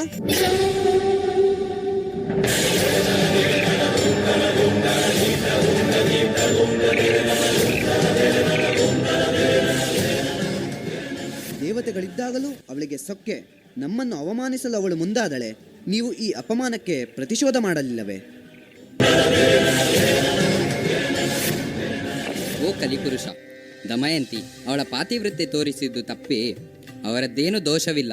ನಾವೆಲ್ಲರೂ ಅವರನ್ನು ಹರಸಿಯೇ ಬಂದಿದ್ದೇವೆ. ಸುಮ್ಮನೆ ಕ್ರೋಧನಾಗಬೇಡ. ಬಾ, ಹಿಂತಿರುಗೋಣ.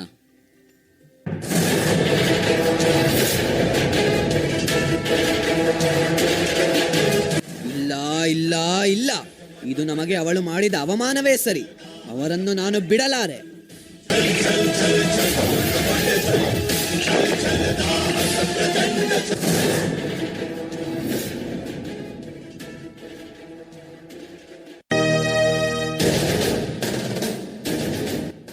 ನಾನು ನಳನನ್ನು ಪ್ರವೇಶಿಸಲು ಕಾತುರದಿಂದ ಕಾಯುತ್ತಿದ್ದೇನೆ. ಅವನು ಕೆಲಸಗಳನ್ನು ನಿಷ್ಠೆಯಿಂದ ಧರ್ಮ ಮಾರ್ಗದಲ್ಲಿ ನೋಡಿಕೊಂಡು ನಡೆಯುವುದರಿಂದ ಆತನನ್ನು ಪ್ರವೇಶಿಸಲು ಅಸಾಧ್ಯವಾಗಿದೆ. 12 ವರ್ಷಗಳಿಂದ ಕಾದಿದ್ದೇನೆ. ಹೇಗಾದರೂ ಮಾಡಿ ಅವನನ್ನು ಸೇರಲೇಬೇಕು.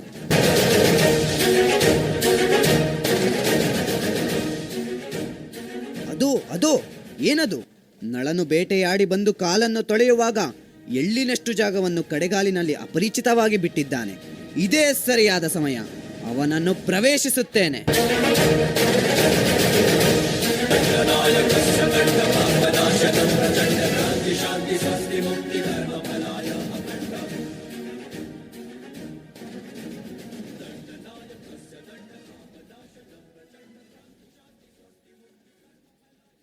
ಈ ಮೂಲಕ ನಳನನ್ನು ಶನಿ ಪ್ರವೇಶಿಸುತ್ತಾನೆ.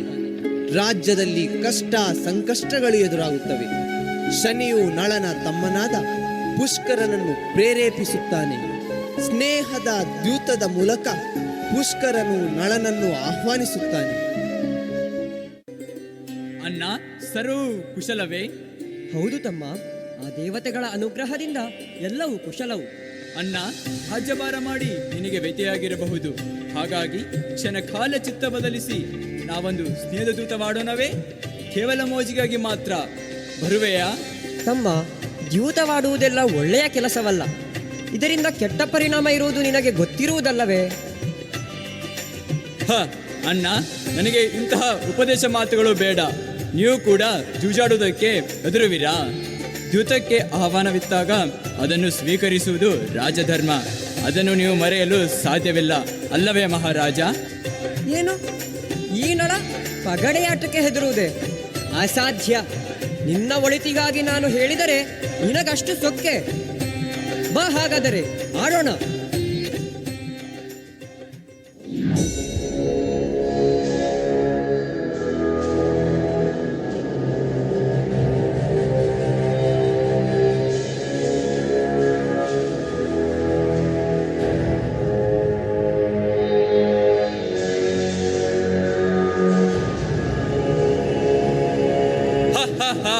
ಈ ಆಟದಲ್ಲಿ ನಾನು ಗೆದ್ದೆ. ಕ್ಷಣ ಸೈರಿಸಿಕೋ ತಮ್ಮ. ಮುಂದಿನ ಆಟದಲ್ಲಿ ನೋಡು ನನ್ನ ಪ್ರಹಾರವನ್ನು.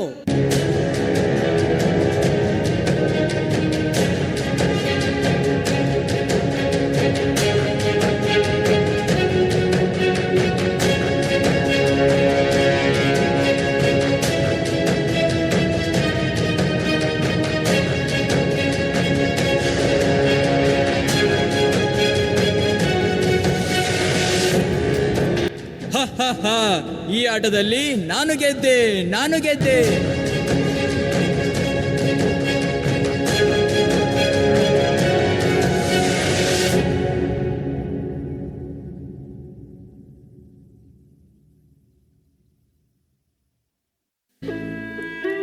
ಹೀಗೆ ನಳನು ಆಡಿ ಆಡಿ ಎಲ್ಲವನ್ನು ಪಣಕ್ಕಿಟ್ಟು ರಾಜ್ಯ, ದೇಶ, ಸಂಪತ್ತು, ಧನಮೂಲಾದಿ ಸುಖಗಳನ್ನು ಎಲ್ಲವನ್ನು ಕಳೆದುಕೊಳ್ಳುತ್ತಾನೆ.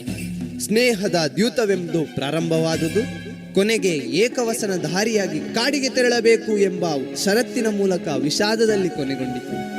ನಳನು ಕಾಡಿಗೆ ಹೋಗಲು ಸಿದ್ಧನಾಗುತ್ತಾನೆ. ಇತ್ತ ದಮಯಂತಿಗೆ ವಿಷಯ ತಿಳಿದು ತನ್ನ ಮಕ್ಕಳಾದ ಚಂದ್ರಸೇನ ಹಾಗೂ ಚಂದ್ರಸೇನೆಯರನ್ನು ತನ್ನ ತವರು ಮನೆಗೆ ಕರೆದುಕೊಂಡು ಹೋಗಲು ಮಂತ್ರಿಯಾದ ಸುದೇವ ಬ್ರಾಹ್ಮಣನಲ್ಲಿ ಆಜ್ಞಾಪಿಸುತ್ತಾಳೆ. ಆಗ ನಳನು ದಮಯಂತಿಯಲ್ಲಿಗೆ ಬೇಸರದ ಮೊರೆ ಇಟ್ಟುಕೊಂಡು ಬರುತ್ತಾನೆ.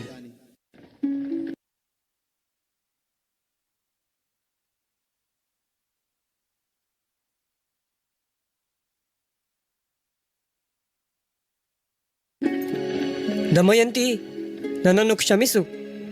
ನಾನು ಅಸಹಾಯಕನಾಗಿದ್ದೇನೆ. ದ್ಯೂತದ ಪರಿಣಾಮ ಈಗ ಎಲ್ಲವನ್ನೂ ತ್ಯಾಗ ಮಾಡಿ ನಾನು ಕಾಡಿಗೆ ಹೋಗಬೇಕಾಗಿದೆ. ಆದ್ದರಿಂದ ನೀನು ನಿನ್ನ ತವರು ಮನೆಗೆ ಹೋಗಿ ಸುಖದಿಂದ ಇರು. ನಾನು ಕಾಡಿಗೆ ಹೋಗುತ್ತೇನೆ. ಸ್ವಾಮಿ, ಇಲ್ಲ ಸ್ವಾಮಿ, ಹಾಗೆನ್ನಬೇಡಿ. ನಾನು ನಿಮ್ಮೊಂದಿಗೆ ಅಡವಿಗೆ ಬರುತ್ತೇನೆ. ನೀವಿಲ್ಲದಿದ್ದರೆ ಅರಮನೆಯೂ ಕಾಡಿನಂತೆ, ಆದರೆ ನೀವಿದ್ದರೆ ಕಾಡು ಅರಮನೆಯಂತೆ ಇರುತ್ತದೆ. ಇಬ್ಬರು ರಾಜ್ಯ ಬಿಟ್ಟು ಅಡವಿಗೆ ಕಾಲಿಡುತ್ತಾರೆ. ದಿನಗಳು ಕಳೆದವು. ಹೀಗೆ ಹೋಗುತ್ತಿರುವ ವೇಳೆಗೆ ನಳ ದಮಯಂತಿಯರು ಹೊಟ್ಟೆಗೆ ಆಹಾರವಿಲ್ಲದಾಗಿ 12 ದಿನ ಕಳೆದಾಗ ಉಪಾಯವಿಲ್ಲದೆ ನಳನು ಮಾಂಸವನ್ನಾದರೂ ಭಕ್ಷಿಸಿ ಬದುಕೋಣ ಎಂದಾಗ ಅವನು ಅಲ್ಲಿ 2 ಪಕ್ಷಿಗಳನ್ನು ನೋಡುತ್ತಾನೆ. ಹಿಡಿಯಲು ಅವನ ಹುಟ್ಟ ದೌತ್ರವನ್ನೇ ಪ್ರಹರಿಸುತ್ತಾನೆ. ಆದರೆ ಅವು ಶನಿದೇವರ ಮಾಯಾದಳಗಳೇ ಪಕ್ಷಿಗಳಾಗಿದ್ದರಿಂದ ಅವು ಅವನ ಬಟ್ಟೆಯ ಸಮೇತ ಹಾರಿ ಹೋದಾಗ ದಮಯಂತಿ ತನ್ನ ಪತಿಯ ಅಸಹಾಯಕ ದೃಶ್ಯವನ್ನು ನೋಡಿ ಮರುಗಿ ತಾನು ಉಟ್ಟ ಸೀರೆಯಲ್ಲಿ ಅರ್ಧ ಭಾಗವನ್ನು ನಳನಿಗೆ ಕೊಡುತ್ತಾಳೆ. ಇಬ್ಬರು ಹಸಿವಿನಿಂದ ರಾತ್ರಿ ಮಲಗಿದ್ದಾರೆ.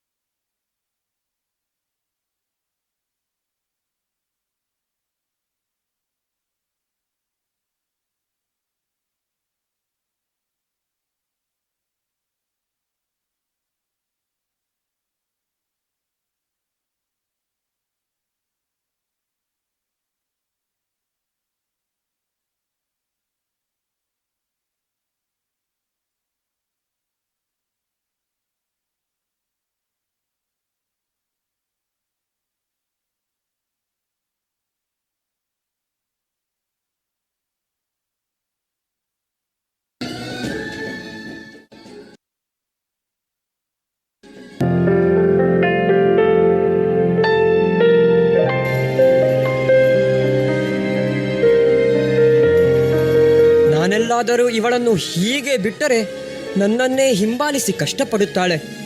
ಎಲ್ಲಾದರೂ ನಾನು ಇವಳನ್ನು ಬಿಟ್ಟು ಹೋದರೆ ಮಾತ್ರ ಇವಳು ತನ್ನ ತವರು ಮನೆಗೆ ಹೋಗುತ್ತಾಳೆ. ಆದ್ದರಿಂದ ಅವಳ ಸೀರೆಯ ಸೆರಗನ್ನು ಹರಿದು ನಾನು ಹೋಗುತ್ತಿದ್ದೇನೆ.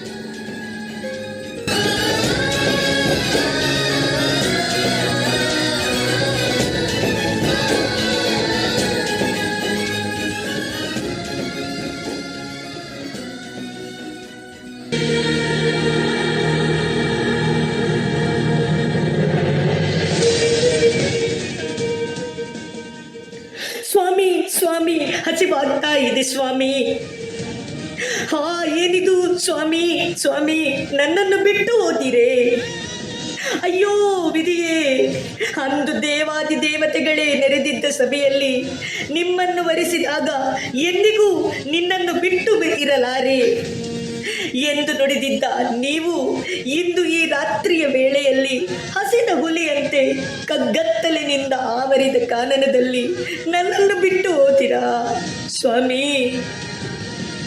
ನಡುರಾತ್ರಿಯಲ್ಲಿ ನನ್ನ ಸೀರೆಯ ಸೆರಗಿನ ತುಂಡನ್ನು ಹರಿದುಕೊಂಡು ಹೋಗಿದ್ದೀರಲ್ಲ, ಇದು ಸರಿಯೇ ಸ್ವಾಮಿ?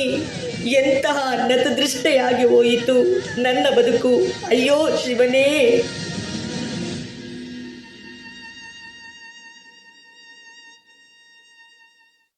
ಹೀಗೆ ಪತಿಯನ್ನು ಹುಡುಕುತ್ತಾ ಮುಂದುವರಿದ ದಮಯಂತಿ ದಾರಿ ಮಧ್ಯದಲ್ಲಿ ತಾನು ಇನ್ನು ಸಾಯುವುದೇ ಲೇಸು ಎಂದುಕೊಳ್ಳುತ್ತಾ ಅಲ್ಲೇ ಇದ್ದ ಹಾವಿನ ಬಾಯಿಗೆ ಆಹಾರವಾಗಲು ಮುಂದಾಗುತ್ತಾಳೆ. ಅಲ್ಲೇ ಆಕೆಯನ್ನು ಕಂಡಂತಹ ಬೇಟೆಗಾರನೋರ್ವನು ಕಷ್ಟಪಟ್ಟು ಆಕೆಯ ಜೀವವನ್ನು ಉಳಿಸುತ್ತಾನೆ.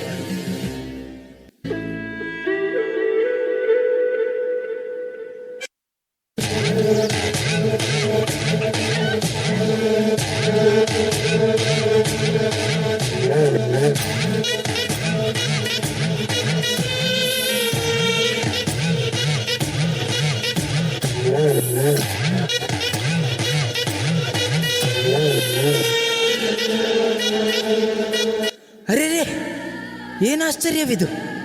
ಮಾರನಂಗನೆಯನ್ನೇ ನಾಚಿಪ ಭೂರಿ ಸೊಬಗಿನ ಸ್ತ್ರೀಯೋರ್ವಳು ಹಾವಿನ ಬಾಯಿಗೆ ಆಹುತಿಯಾಗುವುದೆಂದರೆ ಅದು ಸಹಿಸಲಾಗದ ಮಾತು. ಆದರೆ ಇಂದು ನಾನು ಈ ಕಡೆಗೆ ಬೇಟೆಗೆ ಬರದಿದ್ದರೆ ಇವಳನ್ನು ಕಾಣಲೂ ಸಾಧ್ಯವಾಗುತ್ತಿರಲಿಲ್ಲ.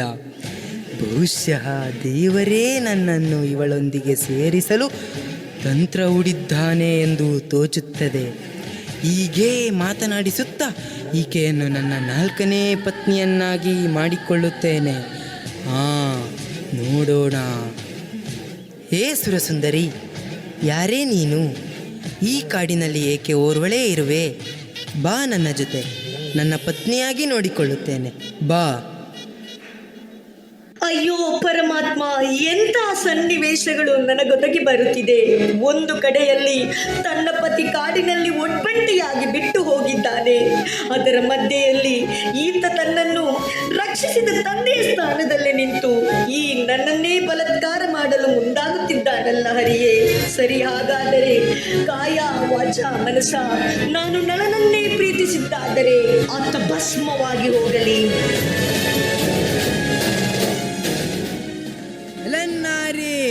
ಸುಮ್ಮನೆ ಮರುಗಿ ಕಾಲಹರಣ ಮಾಡಬೇಡ.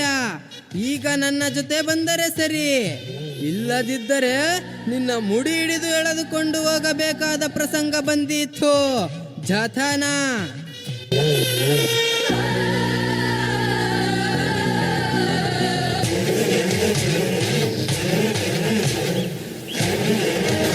ಕಬಡ್ಡಿ ಕಬಡ್ಡಿ, ಅಯ್ಯೋ ಕಬಡ್ಡಿ.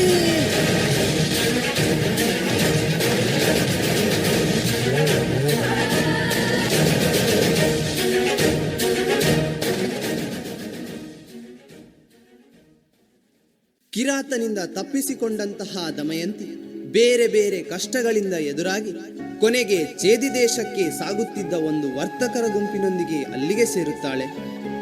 ಅಲ್ಲಿನ ರಾಣಿಯ ಸೈರಂದಿ ಕೆಲಸಕ್ಕೆ ಸೇರಿಕೊಳ್ಳುತ್ತಾಳೆ. ಆದರೆ ತನ್ನ ನಾಮ ಪರಿಚಯವನ್ನು ಯಾರಲ್ಲಿಯೂ ತಿಳಿಸುವುದಿಲ್ಲ. ಇತ್ತ ದಮಯಂತಿಯನ್ನು ಬಿಟ್ಟು ಬಂದ ಪಶ್ಚಾತ್ತಾಪದಲ್ಲಿ ನಳನು ಮುಂದೆ ಹೋಗುತ್ತಿರುವಾಗ ದಗದಗನೆ ಕಾಡ್ಗಿಚ್ಚಿಗೆ ಬಲಿಯಾಗಿ ಉರಿದು ನಾಮಾವಶೇಷವೇ ಇಲ್ಲದಂತಹ ಕಾಡನ್ನು ದೃಷ್ಟಿಸುತ್ತಾನೆ. ಅದರ ಮಧ್ಯೆಯಲ್ಲಿ ಆತನಿಗೆ ಯಾರೋ ಕೂಗಿದ ಸದ್ದು ಕೇಳುತ್ತದೆ.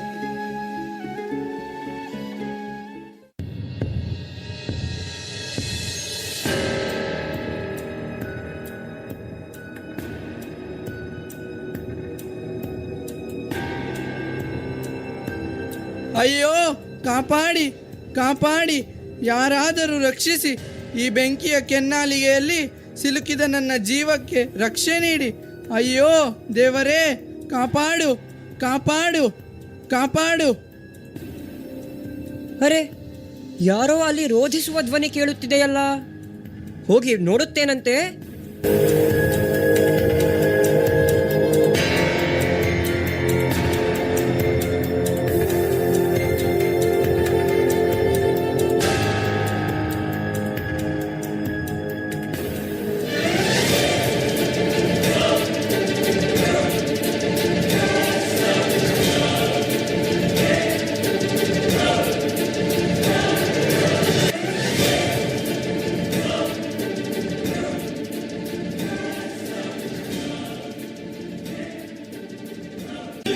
ಹೀಗೆ ನಳನು ಮುಂದುವರೆದು ಕಾಡಿನಲ್ಲಿ ಬೆಂಕಿಯ ಕೆನ್ನಾಲಗೆಯಲ್ಲಿ ಸಿಲುಕಿಕೊಂಡಿದ್ದ ಘಟಸರ್ಪವೊಂದನ್ನು ಎಳೆದು ರಕ್ಷಣೆಯನ್ನು ನೀಡುತ್ತಾನೆ. ಸರ್ಪವನ್ನು ಎತ್ತಿ ಹಿಡಿದುಕೊಂಡು ಬರುವಾಗ ನಳನನ್ನು ಆ ಸರ್ಪವು ಕುಟುಕುತ್ತದೆ. ಮನ್ಮಥನಂತಿದ್ದ ಆತನ ರೂಪ ಕುರೂಪವಾಗಿ ವಿಕಾರವಾಗಿ ಮೂಡುತ್ತದೆಯೇ ವಿನಃ ಆತನ ತೇಜಸ್ಸು ಕಡಿಮೆ ಆಗುವುದಿಲ್ಲ. ಆ ಸಂದರ್ಭದಲ್ಲಿ ಸರ್ಪ ರೂಪದಲ್ಲಿ ಇದ್ದ ದೇವತೆ ಪ್ರತ್ಯಕ್ಷವಾಗುತ್ತಾನೆ.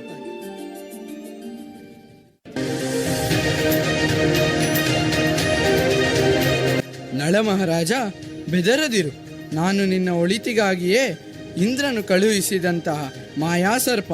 ನೋಡು, ನಿನಗೆ ಕಚ್ಚಿದ ಮಾತ್ರಕ್ಕೆ ನೀನು ಕುರೂಪನಾದನೆಂದು ವ್ಯಥೆ ಪಡಬೇಡ.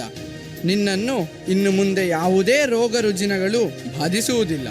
ಸದಾ ಆರೋಗ್ಯವಂತನಾಗಿ ಹಸಿವು ಬಾಯಾರಿಕೆ ಬಳಲಿಕೆ ಇಲ್ಲದೆ ಸುಪುಷ್ಟನಾಗಿ ನೀನು ಇರುತ್ತೀಯ. ನಿನಗೆ ಶುಭವಾಗಲಿ. ಹೌದೇ ಸ್ವಾಮಿ, ಸರಿ. ಹಾಗಾದರೆ ನೀವು ಹೇಳಿದ ಹಾಗೆ ಆಗಲಿ. ಎಲ್ಲ ದೈವೇಚ್ಛೆ.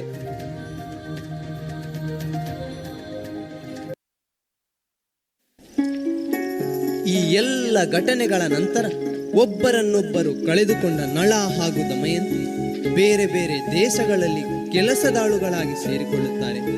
ಚೇದಿ ದೇಶದ ರಾಣಿಯ ಸೈರಂಧ್ರಿ ಕೆಲಸಕ್ಕೆ ದಮಯಂತಿಯು ಸೇರಿಕೊಂಡರೆ, ನಳನು ಅಯೋಧ್ಯೆಯ ರಾಜನಾದ ಋತುಪರ್ಣನಲ್ಲಿ ಬಾಹುಕ ಎಂಬ ಹೆಸರಿನಿಂದ ಅಡುಗೆ ಭಟ್ಟನ ಕೆಲಸಕ್ಕೆ ಸೇರಿಕೊಳ್ಳುತ್ತಾನೆ.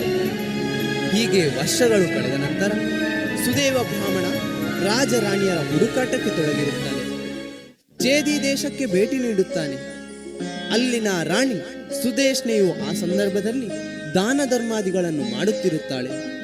ಅಲ್ಲಿ ಸೈರಂಧ್ರಿ ವೇಷದಲ್ಲಿರುವ ದಮಯಂತಿಯನ್ನು ಸುದೇವ ಬ್ರಾಹ್ಮಣ ಗುರುತಿಸುತ್ತಾನೆ.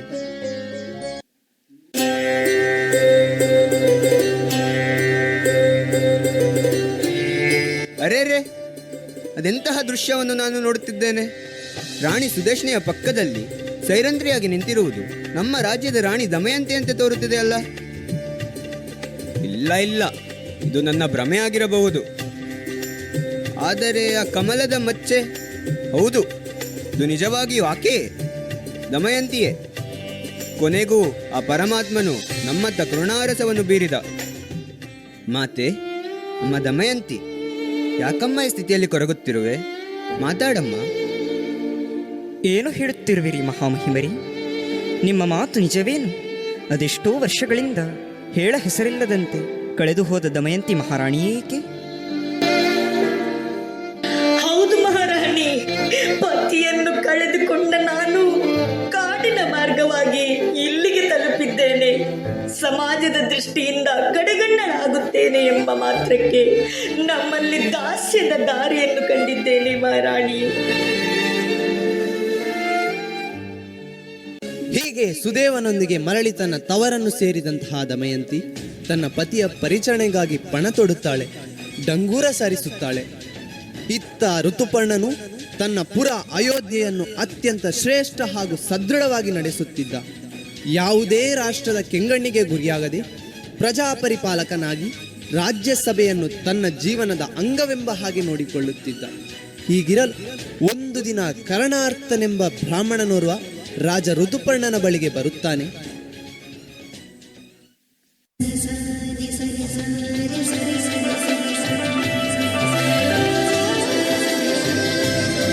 ಬ್ರಾಹ್ಮಣೋತ್ತಮರೇ, ಇದೋ ತಮಗೆ ಬೇಕಾದ ದಾನಗಳನ್ನೆಲ್ಲ ಮಾಡಿದ್ದೇನೆ.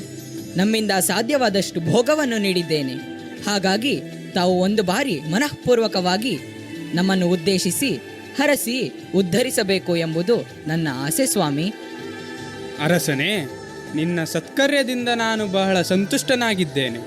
ಕೇಳು ಹಾಗಾದರೆ, ನನಗೆ ತನ್ನ ಸರ್ವಸ್ವವನ್ನು ಅರ್ಪಿಸಿದ ನಿನ್ನ ಅತಿಥಿ ದೇವೋಭವ ಎಂಬ ಔದಾರ್ಯಕ್ಕೆ ಹರ್ಷಚಿತ್ತನಾಗಿ ಆಶೀರ್ವದಿಸುತ್ತೇನೆ. ಆಯುಷ್ಮಾನ್ ಭವ.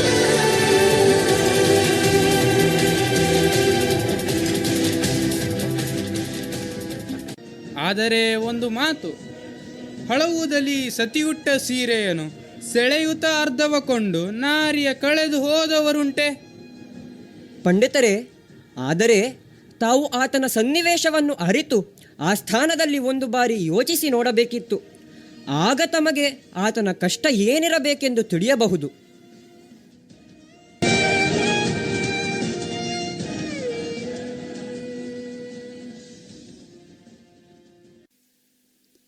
ಆಶ್ಚರ್ಯ, ಪರಮಾಶ್ಚರ್ಯ!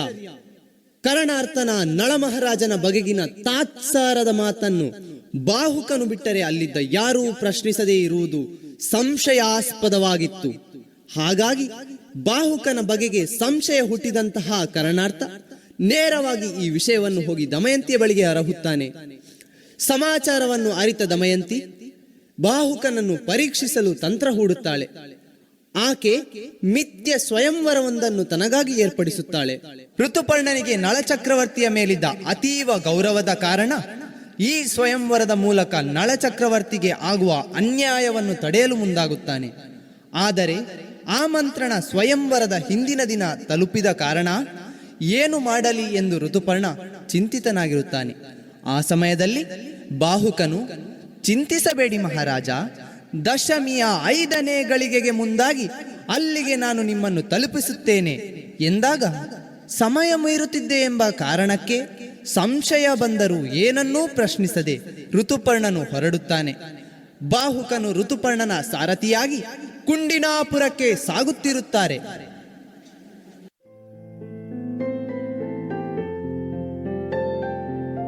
ಅಯ್ಯೋ, ರಥ ಚಲಾವಣೆಯ ವೇಗಕ್ಕೆ ನಾನು ಹುಟ್ಟಿರುವ ಉತ್ತರ್ಯವೇ ಹಾರಿ ಹೋಯಿತಲ್ಲ.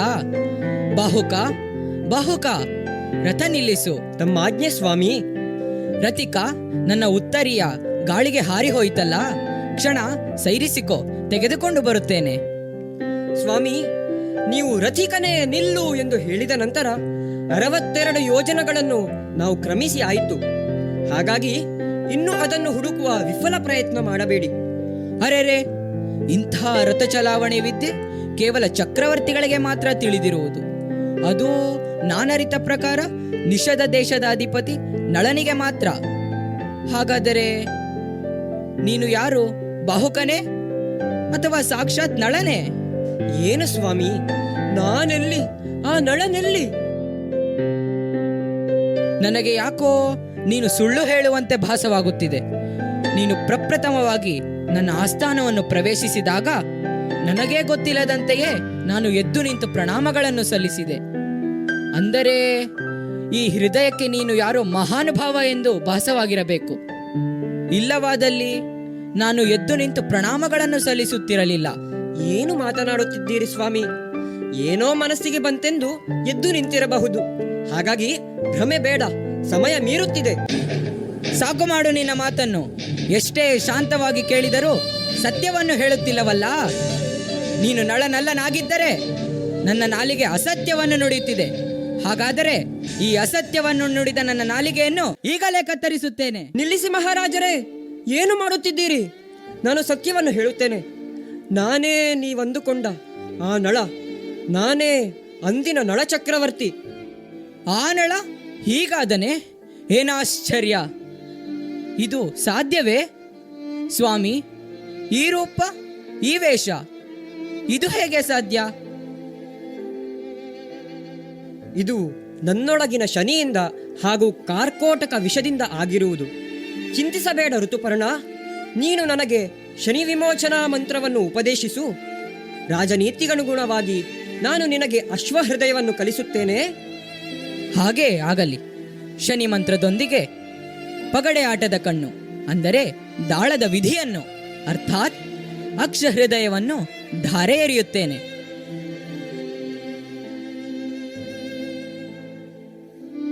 ಹೀಗೆ ಶನಿ ವಿಮೋಚನಾ ಮಂತ್ರವನ್ನು ಬಾಹುಕನು ಪಠಿಸಿದಾಗ ಆತನೊಳಗಿದ್ದ ಶನಿ ಮಂತ್ರದ ಪ್ರಭೆಯನ್ನು ತಡೆಯಲಾರದೆ ಹೊರಬಂದು ಶರಣಾಗತನಾಗುತ್ತಾನೆ.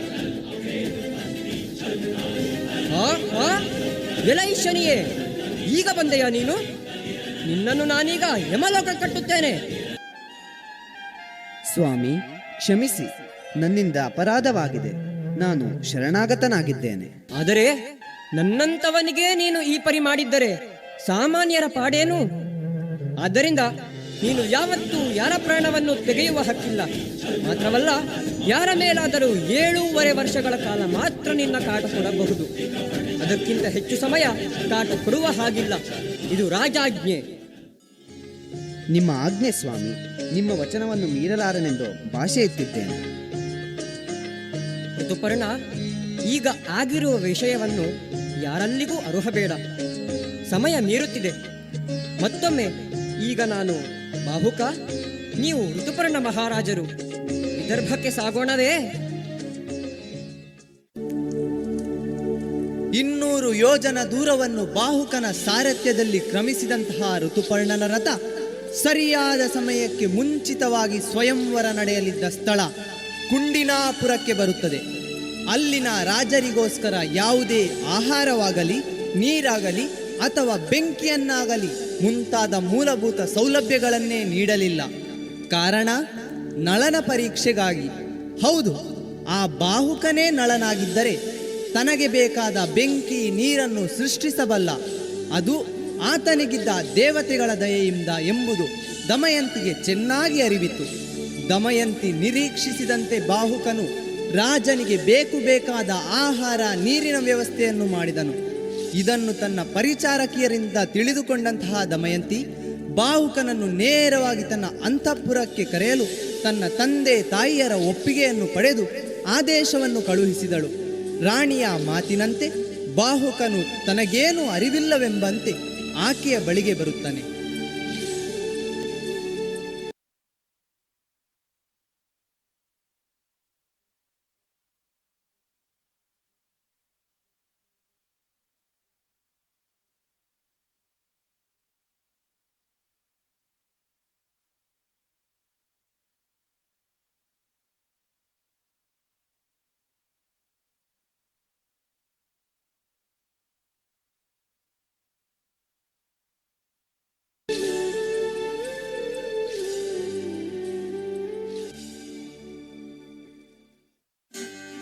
ಓ ಧೀರನೇ! ಅಮ್ಮ, ನೀವು ಧೀರನೆಂದು ಅರುಹುವುದೇ? ಹೌದು ಸ್ವಾಮಿ. ಧೀರನೆಂದರೆ ಮಾನಸಿಕವಾಗಿ ಬರುವಂತಹ ಅದೆಷ್ಟೋ ಘಟನೆಗಳನ್ನು ಹಿಡಿತದಲ್ಲಿಟ್ಟುಕೊಂಡು ಹೊರಗಿನ ಪ್ರಪಂಚಕ್ಕೆ ಸ್ತೃತಪ್ರಜ್ಞನಾಗಿರುವುದು ಅಲ್ಲವೇ? ಆದರೆ ನನ್ನಲ್ಲಿ ಅಂತಹ ಯಾವುದೇ ಗುಣವಿಲ್ಲವಲ್ಲ. ಇಲ್ಲ ಸ್ವಾಮಿ, ಅದು ಈಗ ವಿಚಾರವಲ್ಲ. ನಿಮ್ಮನ್ನು ಧೀರನೆಂದು ಕರೆಯಲು ಬೇರೆ ಕಾರಣವಿದೆ. ಆದರೂ ನಾನು ನಿಮಗೆ ಕೆಲವು ಪ್ರಶ್ನೆಗಳನ್ನು ಕೇಳಬೇಕಾಗಿದೆಯಲ್ಲ, ಕೇಳಬಹುದೇ? ಕೇಳಿ ಮಹಾರಾಣಿಯವರೇ. ಆದರೆ ನನ್ನದೊಂದು ಪ್ರಶ್ನೆ. ಇಲ್ಲಿ ಬಂದ ಎಲ್ಲ ರಥಿಕರಿಗೆ ಇರುವ ಪ್ರಶ್ನೋತ್ತರ ಕಾರ್ಯಕ್ರಮವೇ ಅಥವಾ ನನಗೆ ಮಾತ್ರ ವಿಶೇಷವಾದದ್ದೇ? ಇದು ನಿಮಗೆ ಮಾತ್ರ ಸ್ವಾಮಿ. ಏಕೋ ಇದು ನನಗೆ ಸರಿತೋಚುತ್ತಿಲ್ಲವಲ್ಲ. ಇರಲಿ, ನನಗೆ ಗೊತ್ತಿರುವ ಪ್ರಶ್ನೆಗಳಿಗೆ ನಾನು ಉತ್ತರಿಸುತ್ತೇನಂತೆ. ಇಲ್ಲವಾದದ್ದು ಇಲ್ಲ ಎನ್ನುತ್ತೇನೆ. ಸರಿ, ಹಾಗಾದರೆ ಆಲಿಸಿ. ಮೊದಲಾಗಿ ನಿಮ್ಮ ಊರು ಯಾವುದು? ನಿಮ್ಮ ಹೆಸರೇನು? ಹಾಗೂ ನಿಮಗೆ ಮದುವೆ ಆಗಿದೆಯೇ? ರಾಣಿ, ನಾನೊಬ್ಬ ನತದೃಷ್ಟ.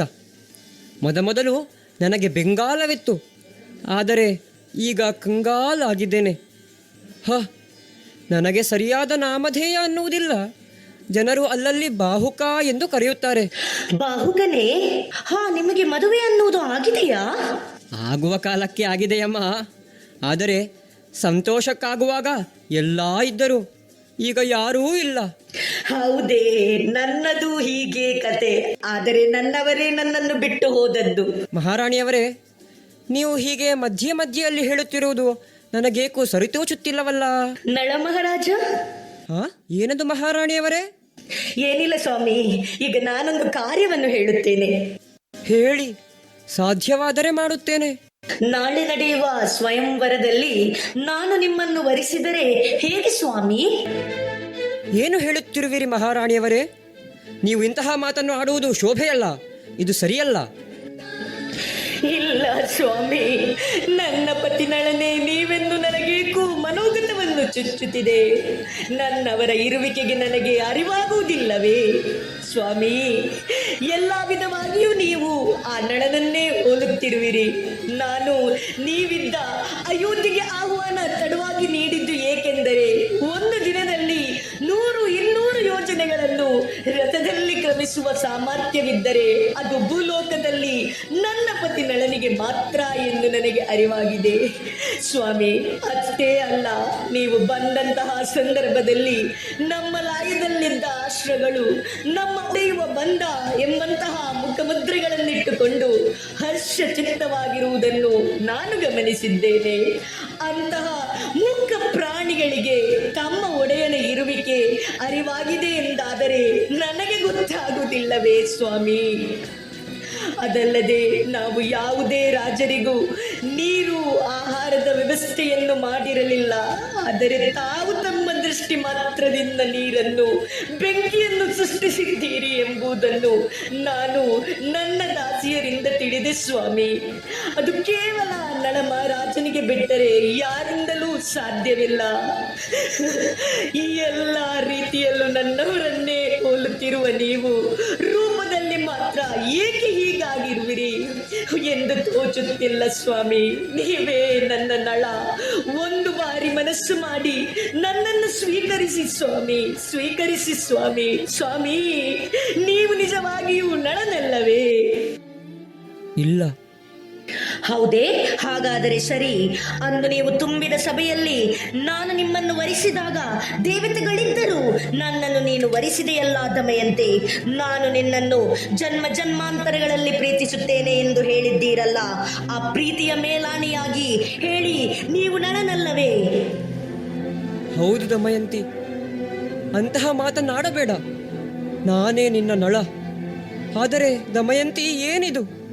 ಕೇವಲ 2 ವರ್ಷಗಳು ನಾನು ಇಲ್ಲದೆ ಇದ್ದಿದ್ದರಿಂದ ನಿನಗೆ ಇನ್ನೊಂದು ಸ್ವಯಂವರದ ಅವಶ್ಯಕತೆಯೇ? ಸ್ವಾಮಿ, ನಿಮಗೆ ಇನ್ನೂ ಅರಿವಾಗಲಿಲ್ಲವೇ?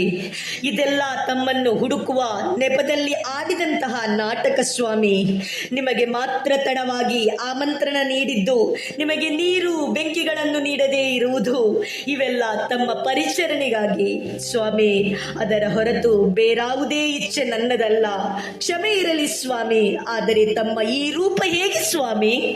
ದಮಯಂತಿ, ಇದೆಲ್ಲ ದೇವೇಂದ್ರನ ಮಾಯೆ.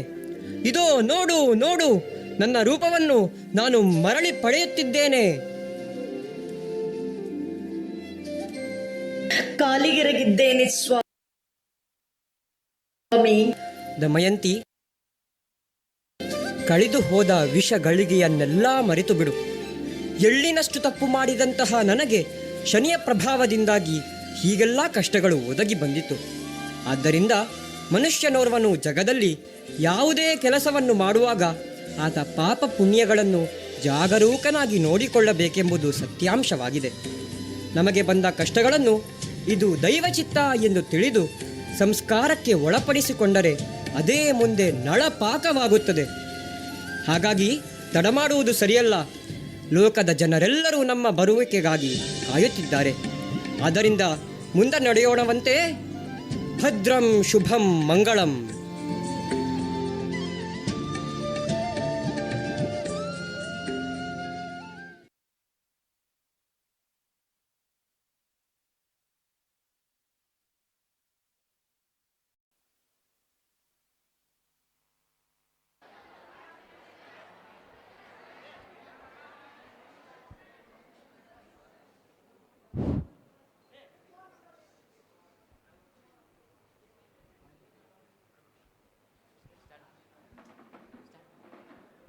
ಮಾಡಲಿ?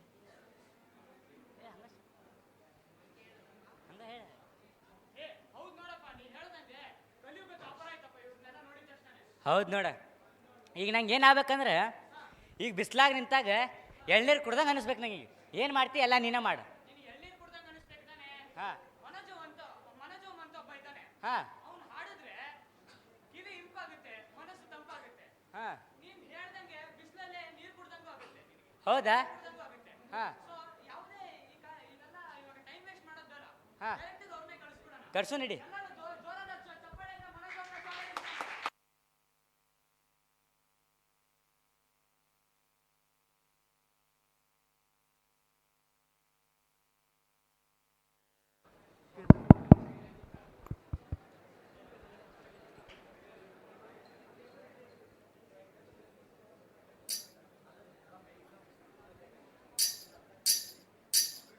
ಆಹಾ ಆಹಾ ಆಹಾ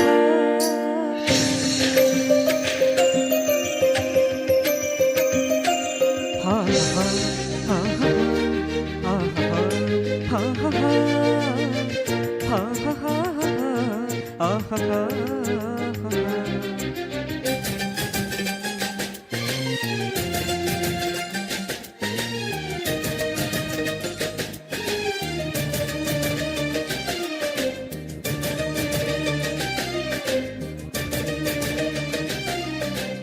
ಏನಾಗಲಿ ಮುಂದೆ ಸಾಗುನಿ, ಬಯಸಿದ್ದೆಲ್ಲ ಸಿಗದು ಬಾಳಲಿ, ಬಯಸಿದ್ದೆಲ್ಲ ಸಿಗದು ಬಾಳಲಿ. ಓ ನನ್ನಾಣೆ ನನ್ನ ಮಾತು ಸುಳ್ಳಲ್ಲ, ಓ ನನ್ನಾಣೆ ನನ್ನ ಮಾತು ಸುಳ್ಳಲ್ಲ. ಏನಾಗಲಿ ಮುಂದೆ ಸಾಗುನಿ, ಬಯಸಿದ್ದೆಲ್ಲ ಸಿಗದು ಬಾಳಲಿ, ಬಯಸಿದ್ದೆಲ್ಲ ಸಿಗದು ಬಾಳಲಿ. ಓ ನನ್ನಾಣೆ ನನ್ನ ಮಾತು ಸುಳ್ಳಲ್ಲ, ಓ ನನ್ನಾಣೆ ನನ್ನ ಮಾತು ಸುಳ್ಳಲ್ಲ.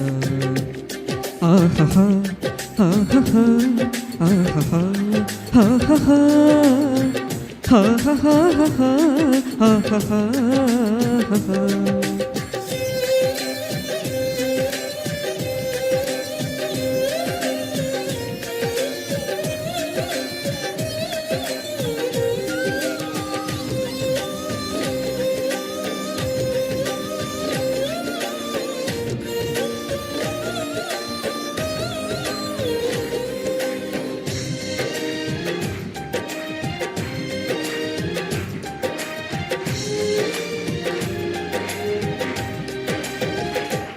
ಚಲಿಸುವ ಕಾಲವು ಕಲಿಸುವ ಪಾಠವ ಮರೆಯಬೇಡ ನೀ ತುಂಬಿಕೋ ಮನದಲ್ಲಿ.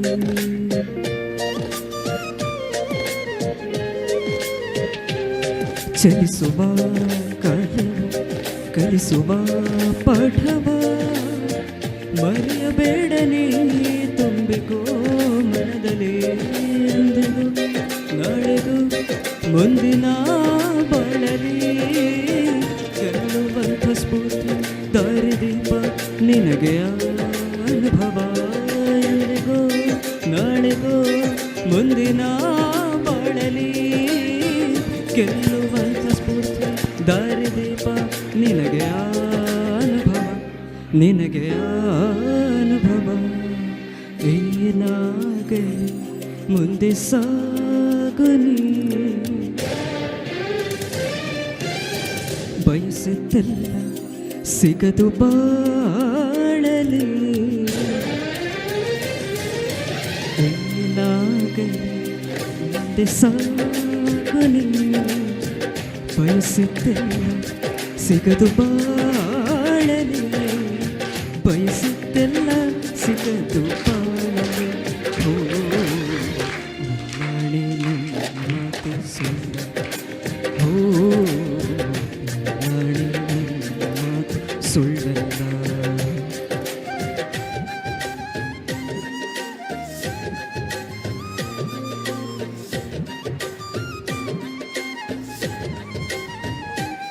ಕರುಣೆಗೆ ಬೆಲೆಯಿದೆ, ಪುಣ್ಯಕ್ಕೆ ಫಲವಿದೆ, ದಯವ ತೋರುವ ಮಣ್ಣಿನ ಗುಣವಿದೆ.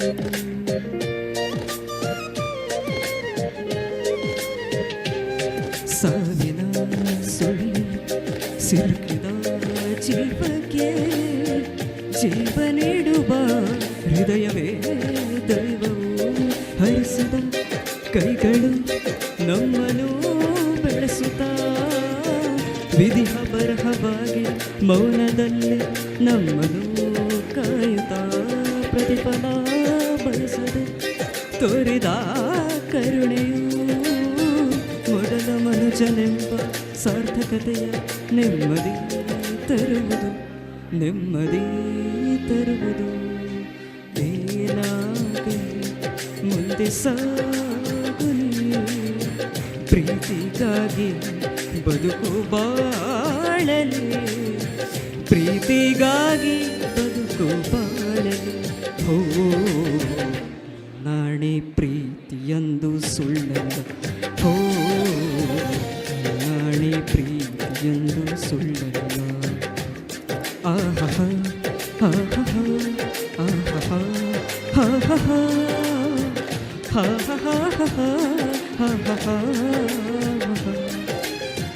la la la la la la la la la la.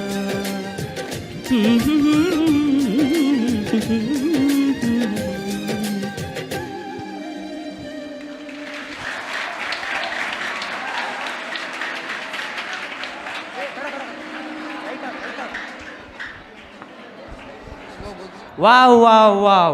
What a song by Manojum. The entire prayer hall was filled in melody. Hey, who's that? Shankarana in black? Hey, it's not Shankarana. It's some stranger. Hey, mister, come here. Oh. Hey, I think they have something to perform. Let's see what they got.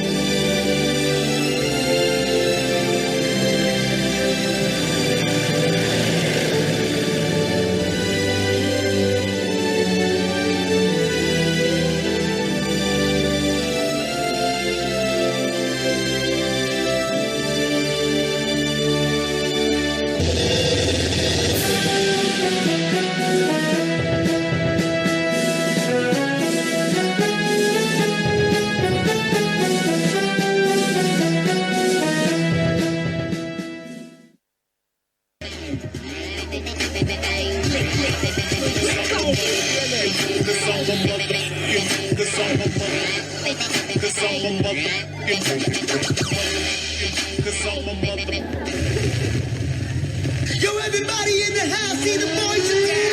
Moving close together just to catch that killer. Make no mistake, this is no.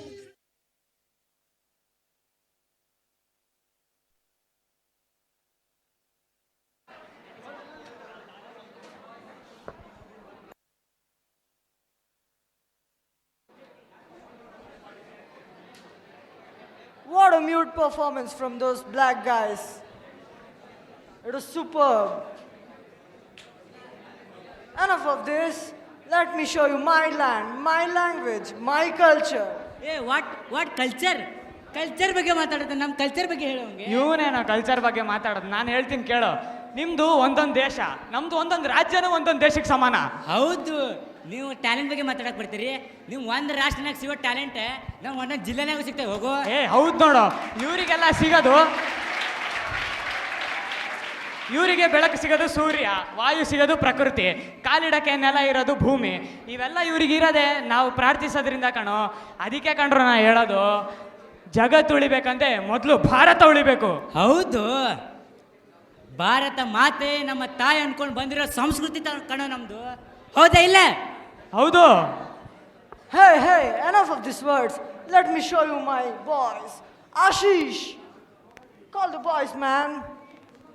Our lads, they belong to the ECU. You know what? The English Cinematic Universe. And their acting, it's of the top notch. And when I say it, I literally mean it. Caution, you might get goosebumps. But hold on to your seats with a huge round of applause. Let's welcome our lads to perform the energetic English play. Let's watch it. Hey, Baswarna, if you don't understand, contact me. Turn on your subtitles.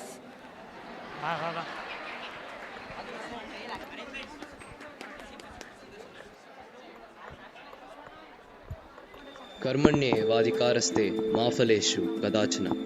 What you sow, you shall reap. Ever heard of the quotation, everything is fair in love and war? But this time, it was not just any war, but the World War II.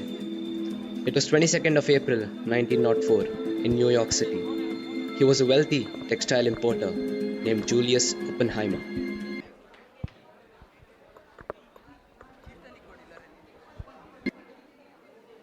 Sir, it's a boy. What? Yes, sir, your baby's a boy. Finally, I have my successor. He will make our family proud when he grows up. He will surely become a great man indeed. Let me inform my mother.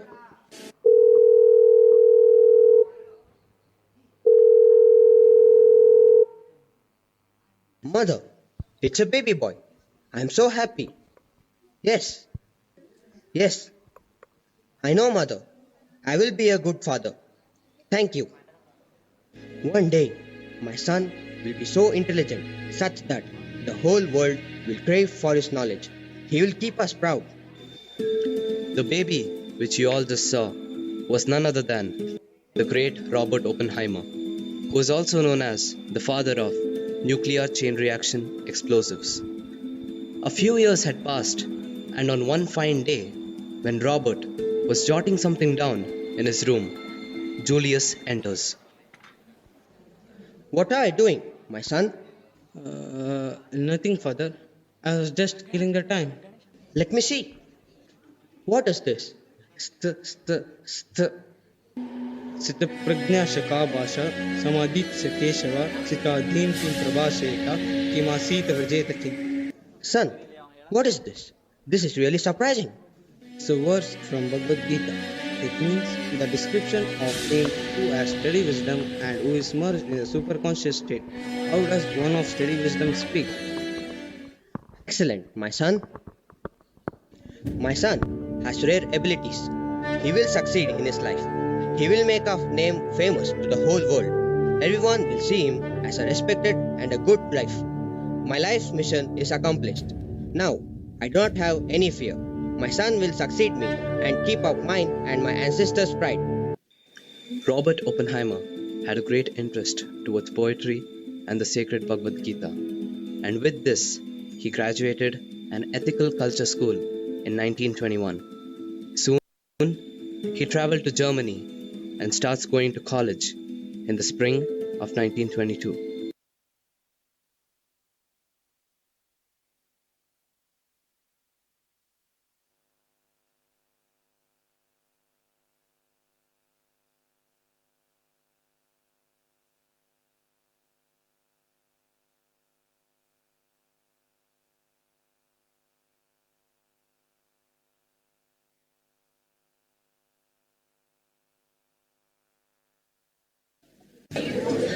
Hey, Robert. Hey guys, sorry I'm late. What's new today? Nothing much. There's the same old Professor Ludwig's class. Oh, I totally forgot. Hey Robert, Niels Bohr is back. So we all were planning to attend his lecture. Will you come? Oh, that's good. I too will join you guys. Take a seat, student. Today, I will conduct a practical examination. I have brought some salts for you. You shall have to analyze them and report after 15 minutes. You may get started.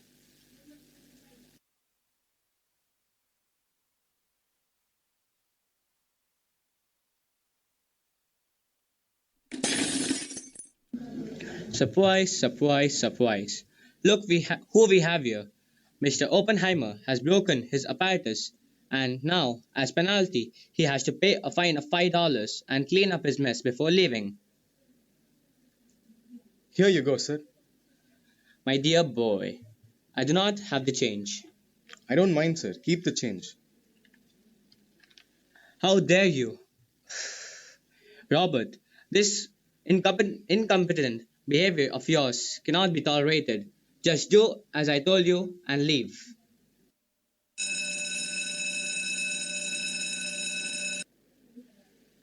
Class, you may leave. Hey, come fast. Robert, you do not have the right to argue with the teacher.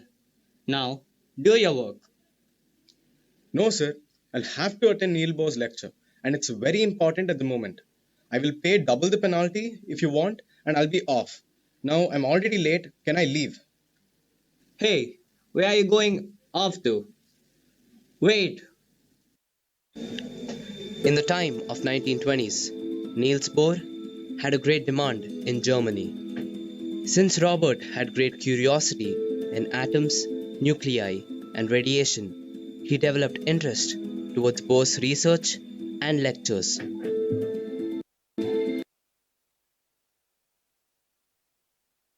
So let's start with a new topic. I will introduce some postulates. The electron moves around the nuclei in a definite circular orbit. Each orbit is stationary and not have definite energy. It's stated that these orbitals or energy levels are represented by the quantum number n. Electrons do not radiate energy while revolving in these shells of fixed energy.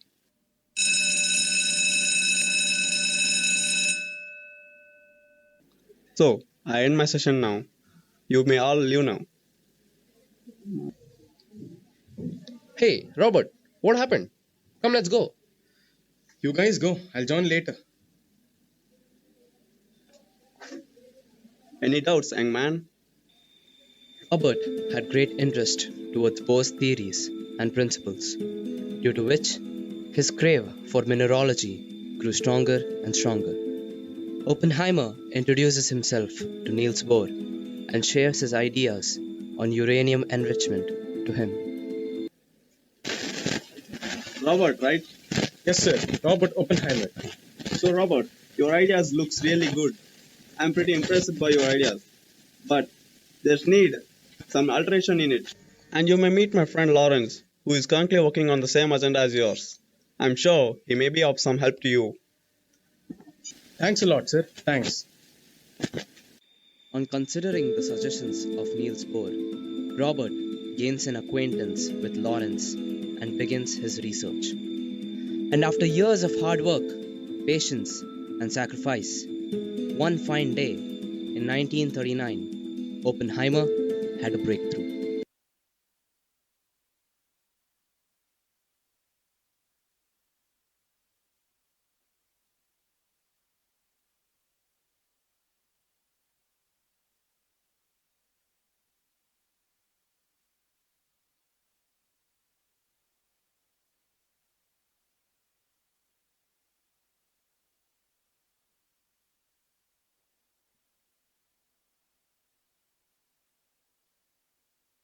Yes, I got it.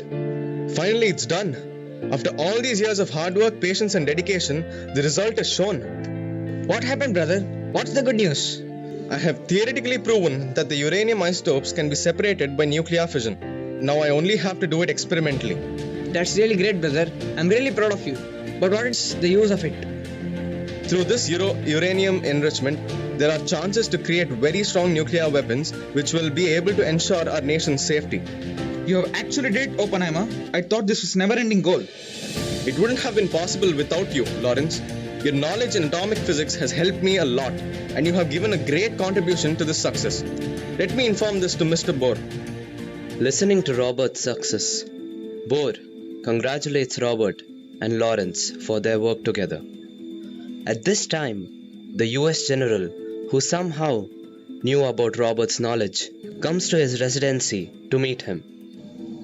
Is this Oppenheimer's residency? I'm looking for Robert Oppenheimer. Yes, I am Robert Oppenheimer. Any problem, sir? How may I help you? I'm General McCarthy from the US Army. Sir, please have a seat. You have done a great deed to your country through your experiment of uranium enrichment. This is a great milestone in our country's beautiful breakthrough. Thank you, sir. So, Mr. Robert, we would like you to extend your help to us and have our country's pride soar to great heights. Thank you, sir. It's a great honor. So, is it a deal? Yes, then. Let's call it a deal, then. So, be ready, Mr. Robert. Yes, sir. I will. Meanwhile, the Japanese general and officials decided to attack the US Army. After many conferences and intense planning, they chose Pearl Harbor as their target. After the Japanese executed their plan, the US Army lost many of their soldiers. And on the same day after the attack, the colonel of the US Army in his office.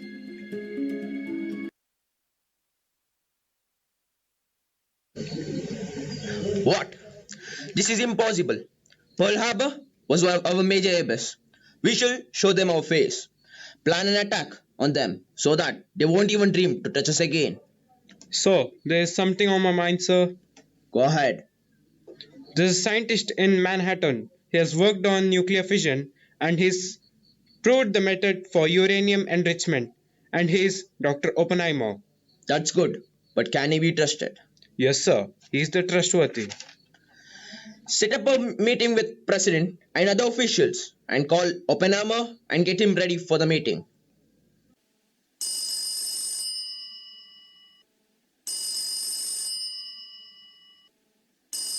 Hello.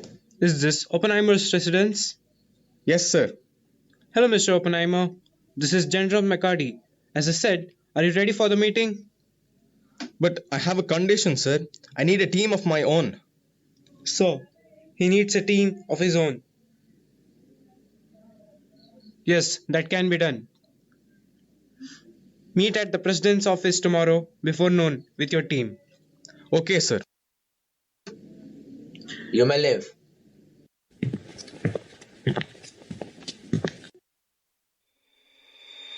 On the same year, following the Japanese attack on Pearl Harbor, President Roosevelt arranged a meeting and declared that the US would enter World War II and align with Great Britain, France, and Russia to fight against the Germans in Europe and the Japanese in the Pacific.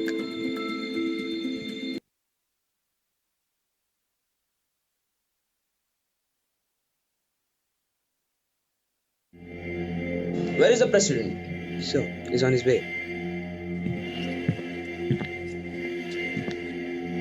Have your seat, gentlemen. Why is this urgent meeting held? So, Mr. President, as you already know, the Japanese attack on Pearl Harbor had made us complete numb. Yes, I am aware of it. But we are also aware that the Japan is supported by the Germans, and I think the German army is led by none other than the Adolf Hitler. Gentlemen, according to our sources, Adolf Hitler has already set a team of scientists which is working for nuclear weapons. Yes, President, we are aware of it. That's why we have got a man who has idea of nuclear chain reaction of radioactive element, which would be strongest and most dangerous explosive ever found. And his name is Robert Oppenheimer. He has worked upon the nuclear fission from years and have achieved doctorate in the subject of nuclear fission. That's great. We need him. But there's a problem, sir. What is it? So, Dr. Oppenheimer is not aware that US is in fight with Japan, and according to his point of reference, we are making the explosive for good intentions, and if we tell him the truth, he will surely turn his back upon us. All this is perfect, but where is he? Good day, Mr. President. You may sit down. So, Dr. Oppenheimer, I have heard a lot about you. Your contribution of diffusion of radioactive element is a very proud moment for our country. It would be great if you cooperate with us and our defense of the country and help us. Why not, Mr. President? It would be a great pleasure to me to give the contribution to my motherland. Thank you, Dr. Oppenheimer. We are really proud of you. So what do you want me to do, sir?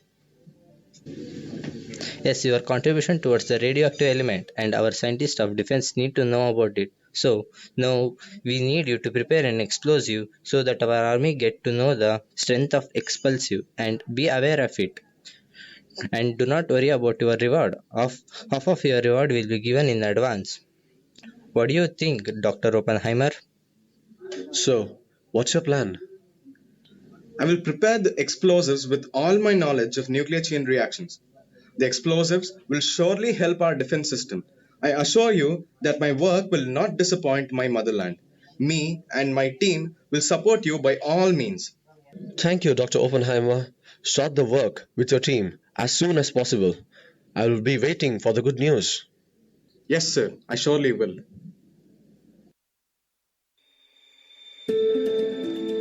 In Germany, the Chancellor, Adolf Hitler, had great power. He had already informed his scientists to work on the nuclear weapon, especially for the war. President Roosevelt wanted the radioactive element plutonium for the preparation of another weapon, and it was believed that Hitler had it. For this sole reason, Roosevelt makes his way to Hitler's place to sign a treaty.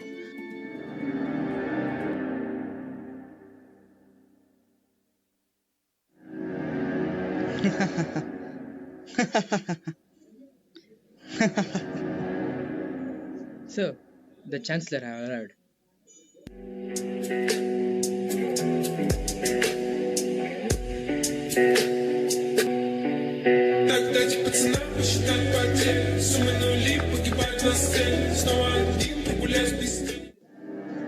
These US people are foolish. They're risking their life just for the sake of a treaty? They're afraid of us, sir. Our power. You don't worry, sir. They'll pull their last breath my own hands. Sir, speak out. The Americans have arrived. Let the crooks in. My gun is waiting for them. Yes, sir.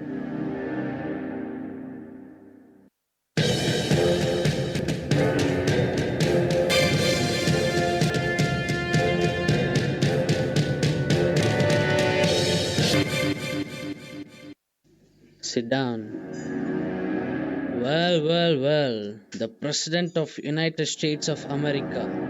What a surprise! For what do I owe this pleasure? Mr. Chancellor, the US is planning for peace in this world. We are here for a treaty. Both the countries are equally powerful. We both can form an alliance and have world peace. Treaty!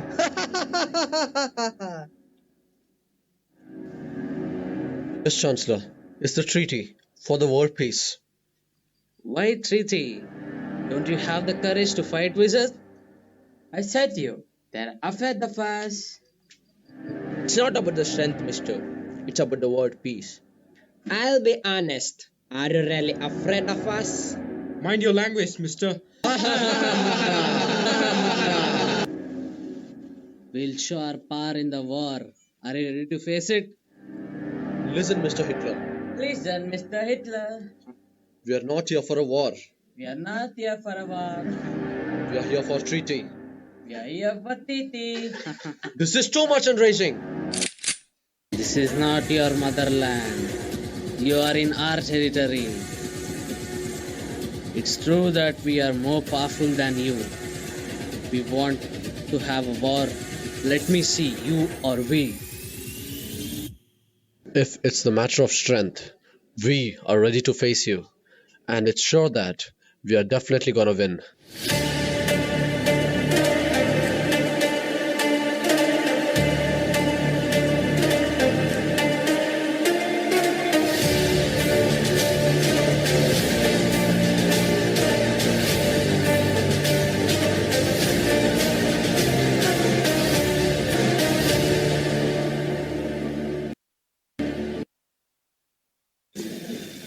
After this, the president makes his way back to his office and makes arrangements to sustain the radioactive element plutonium for the nuclear explosive. Soon after all the required materials were available, the preparation of the country's nuclear weapons commenced. The uranium-based explosive was called the Little Boy, and the plutonium-based explosive was called the Fat Man. With both designs ready, they became an important part of US strategy and aimed at bringing an end to the World War II.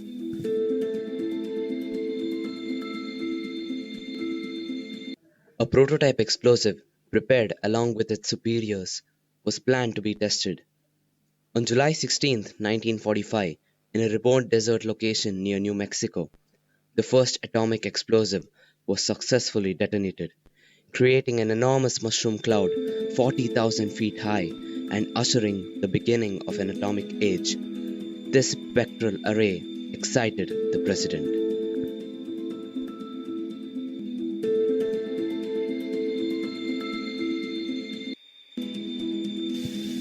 But sadly, the promise was not kept by the president. He, along with the military leaders of the uranium enrichment project, identified Hiroshima as an ideal target for the nuclear explosive, given the fact that there were no American prisoners of war in that area. The US government conducted a demonstration of the technology developed in New Mexico to encourage Japanese to surrender.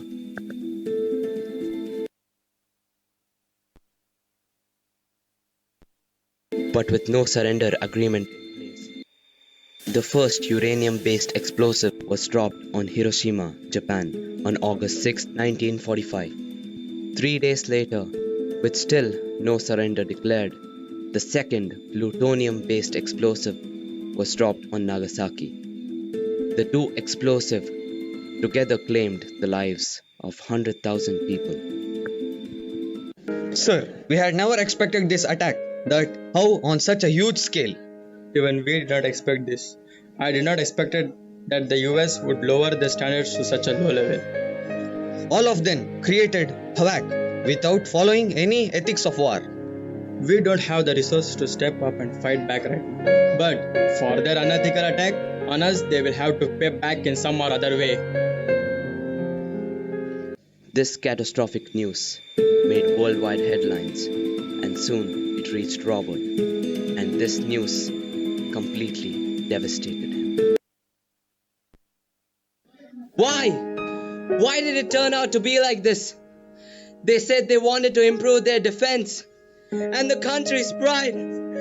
But what did they do instead? They ruined my nation's fame and name. All of it. Why? Why? Brother, what in the world happened all of a sudden? Why are you screaming? They all used me.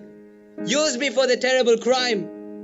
I made the nuclear materials for the country's safety. But they killed thousands.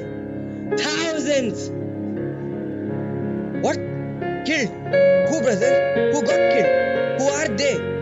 Who used you? The government. They misused my knowledge. It was all because of him.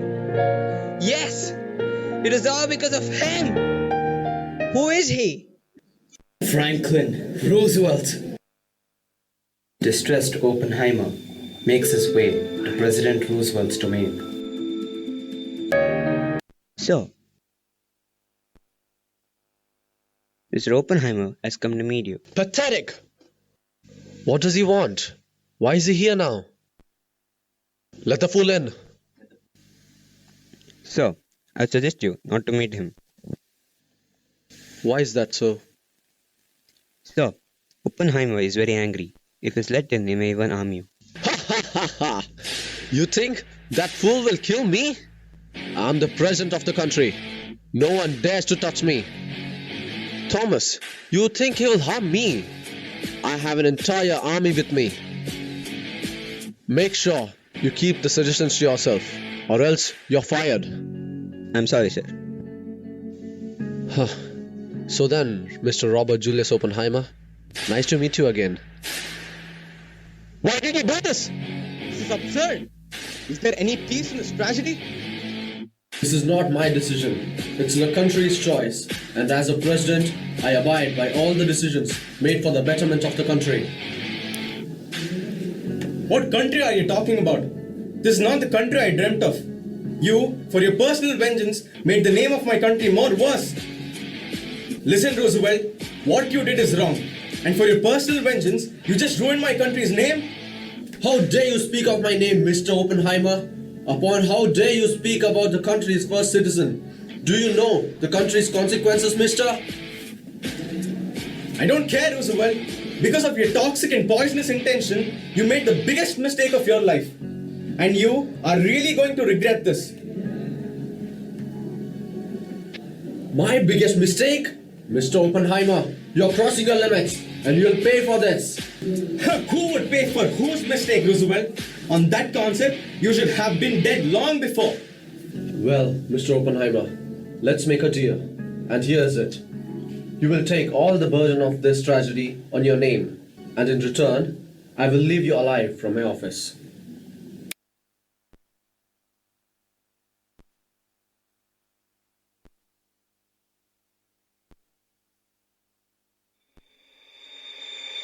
After Oppenheimer left, he went missing. Nobody knew the whereabouts of Robert Oppenheimer, and later, the US president announced him as a traitor, who shared the information of the country's atomic energy to the enemy countries. And the president also declared him as the most dangerous and violent man ever seen in the United States.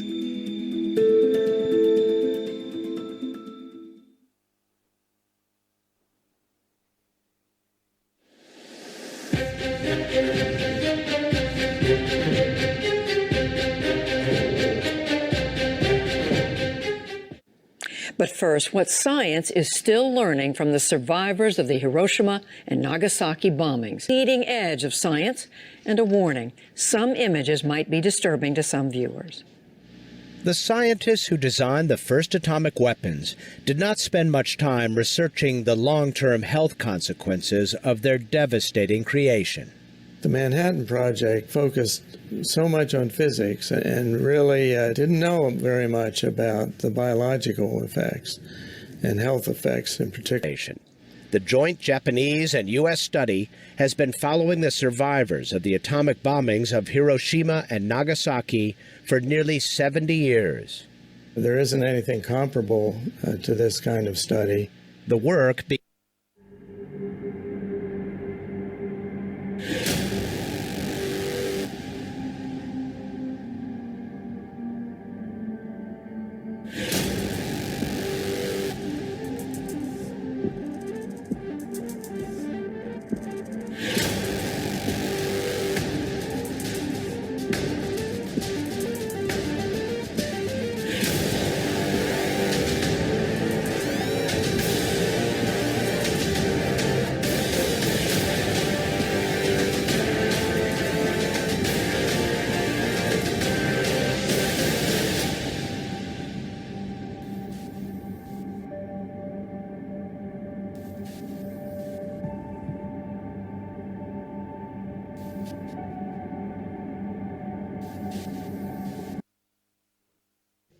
On the following year, 1948, on the elections, Roosevelt loses badly, and the new president, Harry Truman, was elected and was given all the authorities of the country. Harry Truman was a vulnerable president, but his intentions were same as Roosevelt.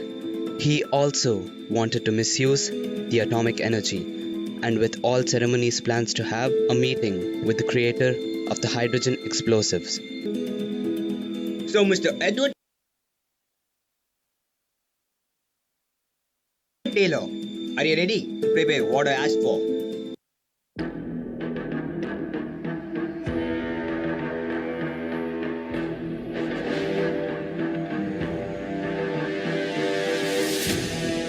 Respected President, I remember once working with Dr. Oppenheimer. He said, Paritranaya sadhanam vinashaya chatusvitam dharma samstapanarthaya sambhavam yuge. And what does that mean, mister?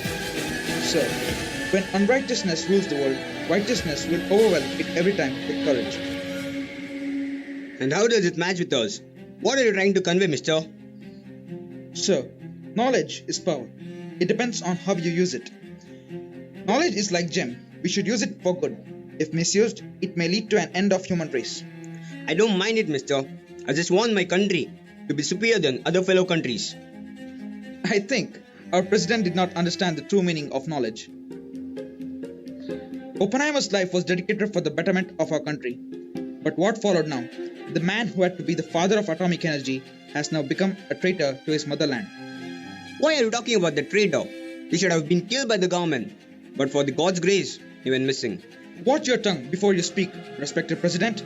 Oppenheimer's life is a wonderful example of the excellence of science for the establishment of atomic energy in the country. His knowledge was insane. His words motivated many people, like me. Wait, Mr. Taylor. I'm sorry. But I'd called you for a deal, and not for your preachings. So bring back your mind towards the deal. The presidents of the United States will never change. They're all alike. Talking about deal, what do you want? I stated above, an explosive to make my country the leading one. What if I do not agree to do it? You know the situation of your professor, which is Robert Oppenheimer. And if you disagree, you'll also have the same fate. Okay, then it's a deal. I agree to prepare the hydrogen explosive for my country. Then, I'll take my leave, sir. I'm glad you're agreeing, man.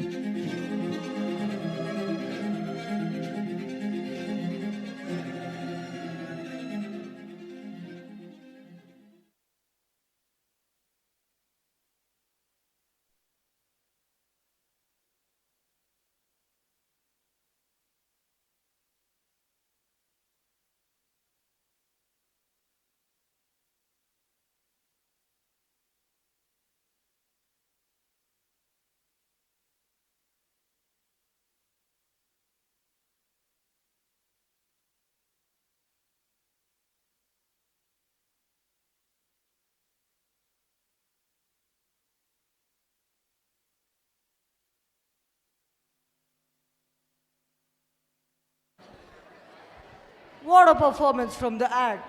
You all came to know the misuse of knowledge. Did you know my culture?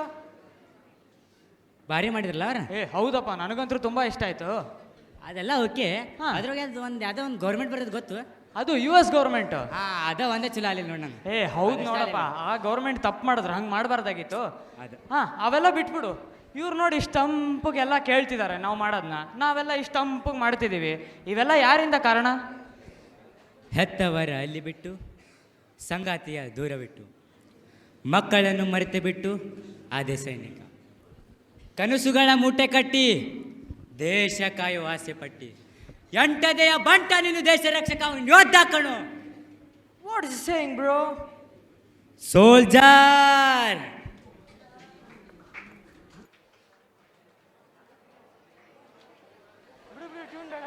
Tune ಬೇಡ.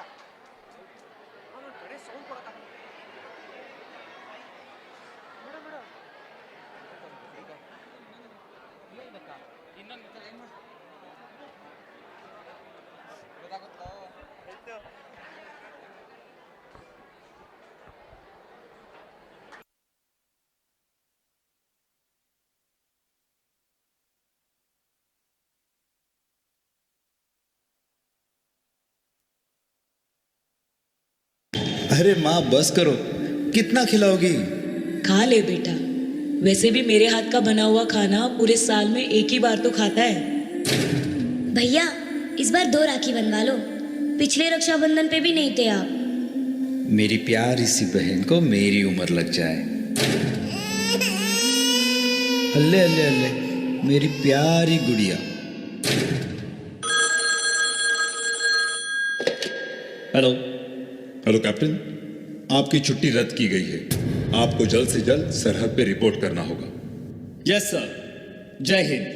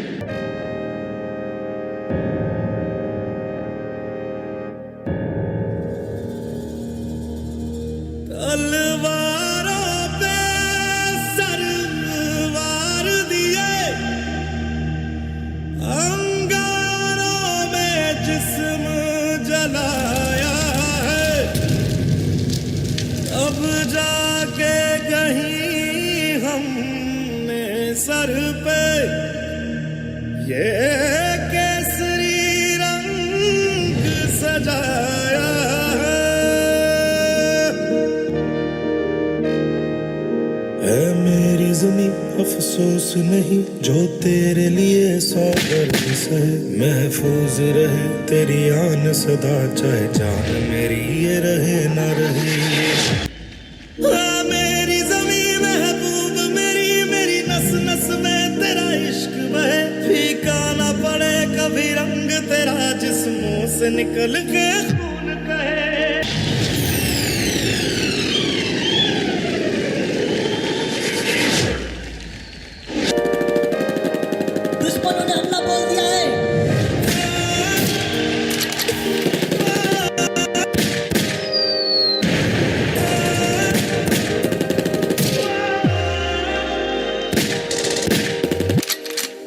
माँ,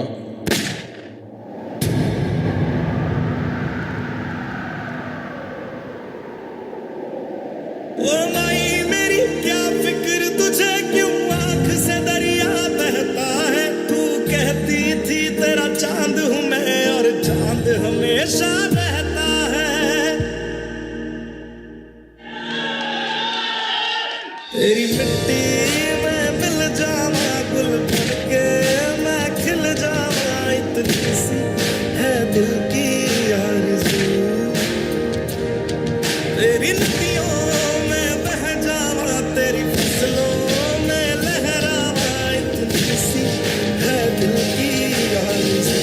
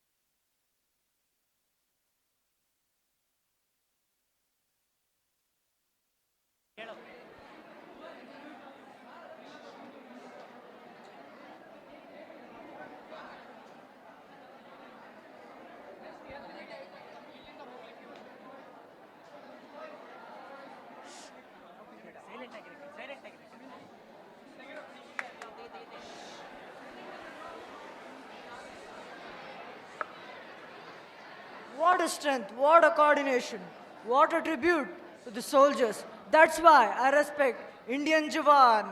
Yes, of course. Enough of this. Let you know about physics. Physical test. You Yeah. asked about me. I go to the gym. I'm strong. You want to check it? Come here.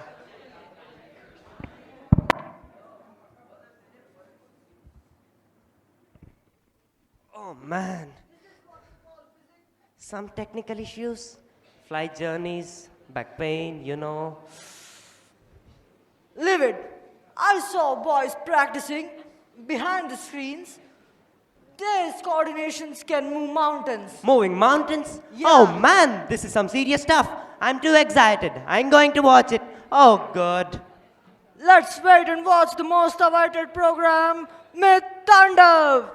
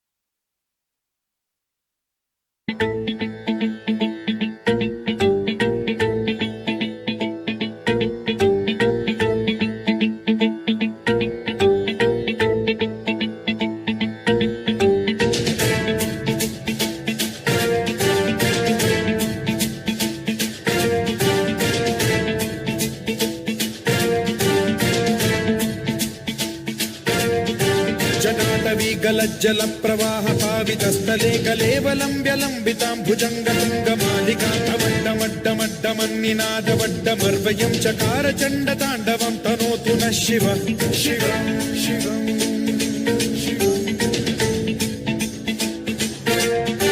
जटाकटाह सम्भ्रम भ्रम निलिम्ब निर्झरी विलोल वीचि वल्लरी विराजमान मूर्धनि धगद्धगद्धगज्ज्वलल्ललाट पट्ट पावके किशोर चन्द्रशेखरे रति प्रतिक्षणम्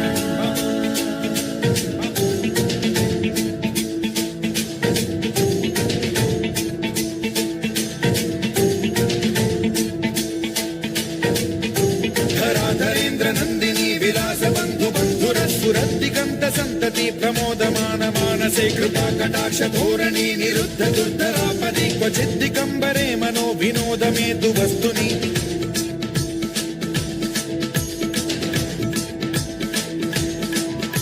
जटाभुजंग पिंगल स्फुरत् स्वनामणि प्रभा कदम्ब कुङ्कुमद्रव प्रलिप्त दिग्वधूमुखे मदान्त सिन्धुरस्फुरत्वगुत्तरीय मेधुरे मनो विनोदमद्भुतं बिभर्तु भूत भर्तरि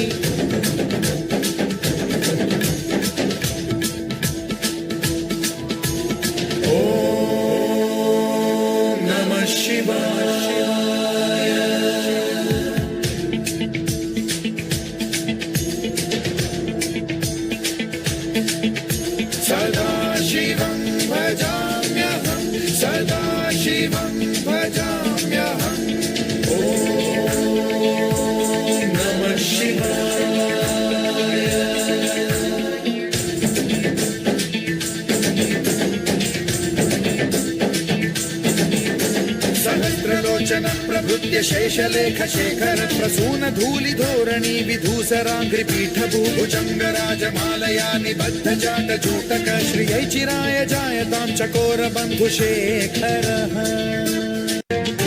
जटाटवीगलज्जल प्रवाह पावितस्थले कलेवलम्ब्यलम्बितां भुजङ्गतुङ्गमालिकां तवड्डमड्डमड्डमन्निनादवड्डमर्वयं चकार चण्डताण्डवं तनोतु नः शिव शिव शिव स्फुलिङ्गभादिपीत पञ्चसायकं नमन्निलिम्पनायकं सुधामयूखलेखया विराजमान शेखरं महाकपालि सम्पदे शिरोजटालमास्तु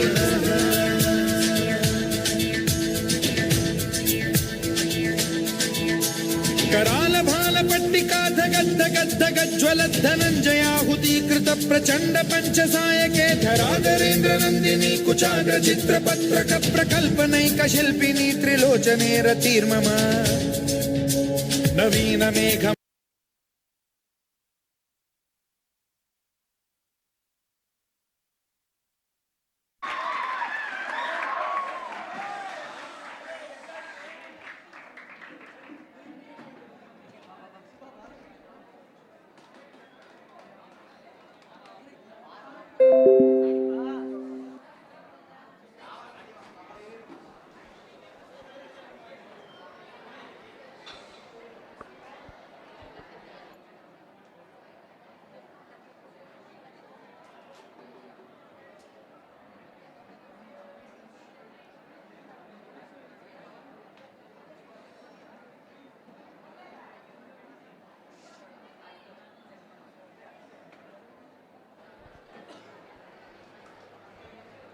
Did you see the physics, the coordination? yes.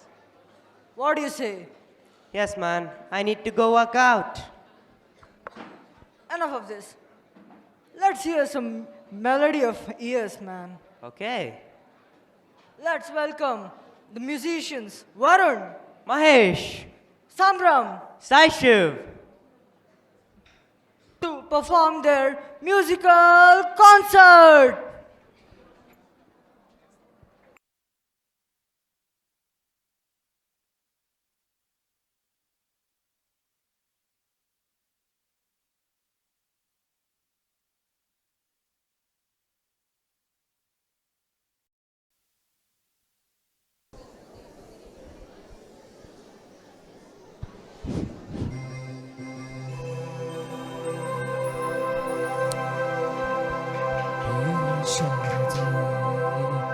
ಜಯ ಪಾಲಿಸು ಈ ಬಾಳನು ಬೆಳಕಾಗಿಸು ಹೇ ಶಾರದೆ ದಯ ಪಾಲಿಸು ಈ ಬಾಳನು ಬೆಳಕಾಗಿಸು ನಾಳೆಗಳ ದಾರಿಯಲ್ಲಿ ನಂಬಿಕೆಯ ನೆಲೆಯಾಗಿರಿಸು ಮುನ್ನಡೆಸು ಕೈ ಹಿಡಿದು ನಾವಾಡೋ ಪರಪಥದಲ್ಲೂ ಸಂಚರಿಸು ಹೂವಲ್ಲಿ ಜೇನೋ ಗುಡಿ ಕಟ್ಟದೇನು ನೀರಲ್ಲಿ ಮೀನು ಅಡಿ ಮುಟ್ಟದೇನು ಆ ದೈವದಾಜ್ಞೆನೇ ಎಲ್ಲನೂ ಹೇ ಶಾರದೆ ದಯ ಪಾಲಿಸು ಈ ಬಾಳನು ಬೆಳಕಾಗಿಸು ಹೇ ಶಾರದೆ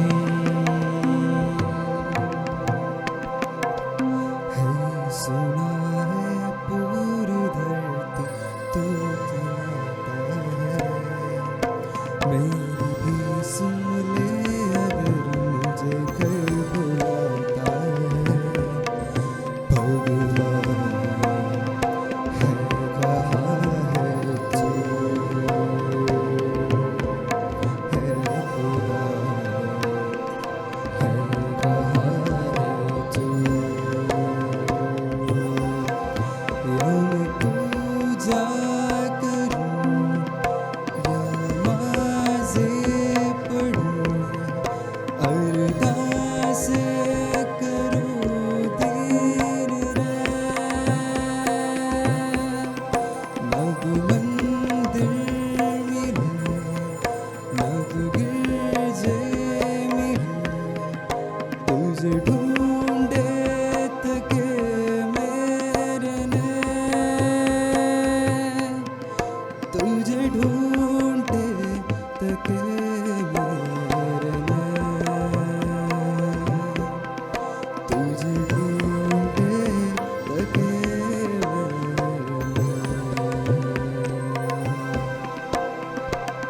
ನೋಡಿದ ಮೊದಲ ವೀರ ಬಾಳು ಗಳಿಸಿದ ಸಲಹೆಗಾರ ಮೂಡಿಸೋ ಜಾದುಗಾರ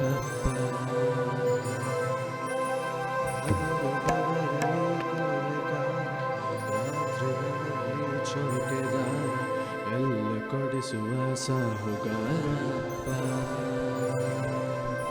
ಗದರು ಮೀಸೆಗಾರ ಮನಸ್ಸೇ ಕೋಮಲ ನಿನ್ನ ಓಡಿಸಲುವ ಯಾರಿಲ್ಲ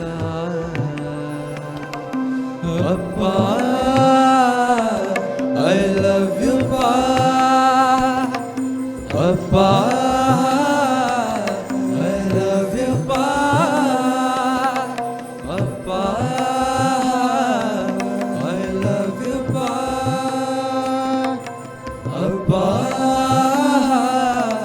ಐ ಲವ್ ಯು ಪಾ अभी मुझ में कहीं पाके थोड़ी सी है जिंदगी जगी धड़कन रही जाना जिंदा है तो भी कुछ ऐसी लगन इस लम्हे में है ये लम्हा कहा था मेरा अब है सामने इसे छू लो जरा मर जाऊं या जी लो जरा खुशियाँ झूम लो या रो लो जरा मर जाऊं या जी लो जरा जय हो शंकरा भोलेनाथ शंकरा आदिदेव शंकरा जय शिव शंकरा जाप के बिना भोलेनाथ शंकरा रहे ये सांस किस तरह जय शिवादि शंकरा तेरा कर्म तू ही जाने क्या भरा है क्या भरा है क्या भरा क्या बुरा है क्या भला तेरे बाप थे तो मैं तो आँख मोड़ के चला आँख मोड़ के चला तेरे नाम की जोत में सारा हलिया तमस मेरा नमो नमो जय शंकरा भोलेनाथ शंकरा जय त्रिलोकनाथ शंभो हे शिवार शंकरा नमो नमो जय शंकरा भोलेनाथ शंकरा रुद्रदेव हे महेश्वरा ನೀನೆ ರಾಮ ನೀನೆ ಶ್ಯಾಮ ನೀನೆ ಅಲ್ಲ ನೀನೆ ಸೋ ನೀನೆ ಕರ್ಮ ನೀನೆ ಧರ್ಮ ನೀನೆ ಮರ್ಮ ನೀನೆ ಪ್ರೇಮ ನಿಮ್ಮ ಜೀವದ ಮಾಲೀಕ ನಾನು ನಿಮ್ಮ ಪಾಲಿನ ಸೇವಕ ನಾನು ನನಗೇನೋ ಹೆಸರಿಲ್ಲ ಹೆಸರಲ್ಲಿ ನಾನಿಲ್ಲ ಕಣ ಕಣ ಕಣದೊಳಗೆ ಕುಳಿತಿರುವೆ ಮುಕುಂದ ಮುರಾರೇ ಮುಕುಂದ ಮುರಾರೇ ಮುಕುಂದ ಮುರಾರೇ ಮುಕುಂದ ಮುರಾರೇ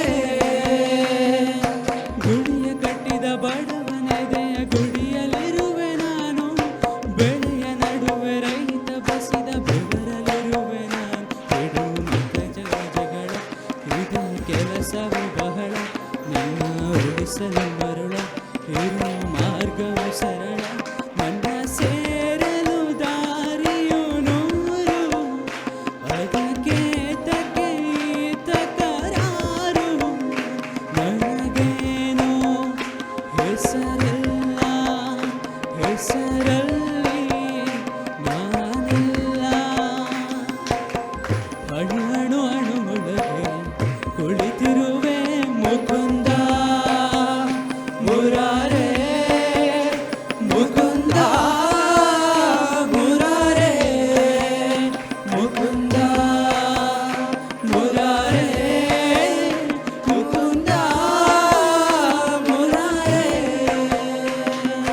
ನೀನು ಬಳಿಗೆ ಬಂದು ನಿಲ್ಲಲು ಭವ್ಯ ಭಾವ ಬಂಧುರ ಮೂಡಿ ಬರೋ ಹೃದಯದಲ್ಲಿ ಪೂರ್ಣದ ಚಂದಿರ ನೀನು ಬಳಿಗೆ ಬಂದು ನಿಲ್ಲಲು ಭವ್ಯ ಭಾವ ಬಂಧುರ ಮೂಡಿ ಬರುವ ಹೃದಯದಲ್ಲಿ ಪೂರ್ಣ ಶರದ ಚಂದಿರ ನೀನು ಬಳಿಗೆ ಬಂದು ನಿಲ್ಲಲು ಭವ್ಯ ಭಾವ ಬಂಧುರ ನಿನ್ನ ನೋಟ ಕಾದರ ತಂಪು ಸುಧೆಯ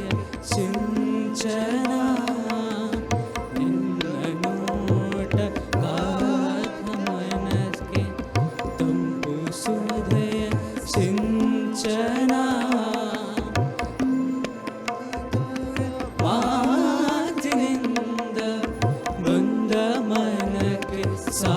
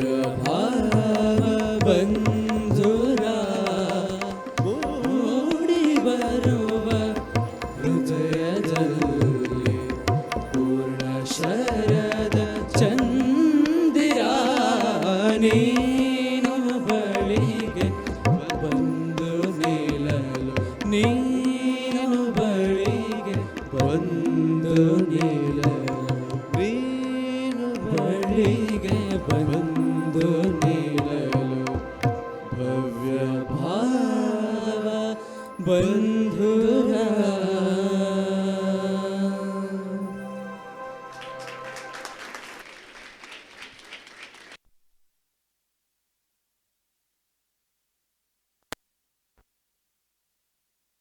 Performance from the musicians. The whole prayer hall was filled with musical melody.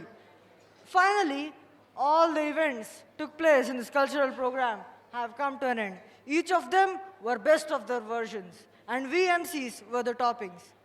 By seeing all this program, my mind and heart says just one thing: be an Indian. Now, I call upon Yashwant Raj to deliver the vote of thanks.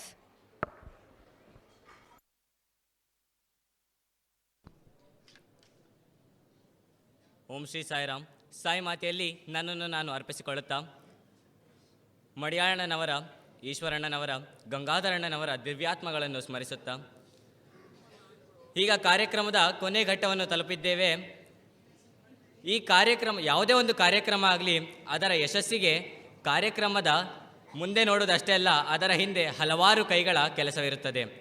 ಅಂತಹ ಹಲವಾರು ಕೈಗಳ ಕೆಲಸವನ್ನು ನಾವು ಇಂದು ನೆನಪಿಸಿಕೊಳ್ಳಲು ಇಲ್ಲಿ ನಿಂತಿದ್ದೇನೆ. ನಾನೀಗೊಂದು ಪದ ಹೇಳಿದೆ, ಕಾರ್ಯಕ್ರಮದ ಯಶಸ್ಸು ಅಂತ. ನಮ್ಮ ಕಾರ್ಯಕ್ರಮ ಯಶಸ್ವಿಯಾಗಿದೆ ಅಂತ ನನಗೆ ಒಂದು ಸಂಕೇತ ಬೇಕಲ್ಲವೇ? ದಯವಿಟ್ಟು ನೀವೆಲ್ಲರೂ ಕೂಡ ಒಂದು ಜೋರಾದ ಚಪ್ಪಾಳೆಯ ಮೂಲಕ ನಮ್ಮ ಕಾರ್ಯಕ್ರಮ ಯಶಸ್ವಿಯಾಗಿದೆ ಅಂತ ಹೇಳಬೇಕು ಅಂತ ಕೇಳ್ಕೊತೀನಿ.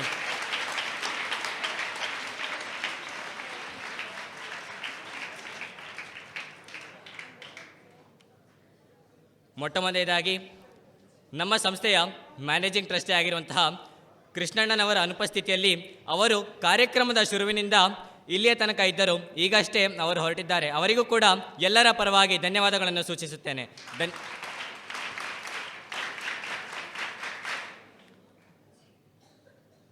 ನಮಗೆಲ್ಲರಿಗೂ ಸದಾ ಪ್ರೇರಣೆಯನ್ನು ನೀಡಿರುವಂತಹ ನಮ್ಮ ಸಂಸ್ಥೆಯ ಸೆಕ್ರೆಟರಿ ಆಗಿರುವಂತಹ ಚಂದ್ರಶೇಖರಣ್ಣನವರಿದ್ದಾರೆ. ಅವರಿಗೂ ಕೂಡ ಎಲ್ಲರ ಪರವಾಗಿ ಧನ್ಯವಾದಗಳನ್ನು ಸಮರ್ಪಿಸುತ್ತೇನೆ.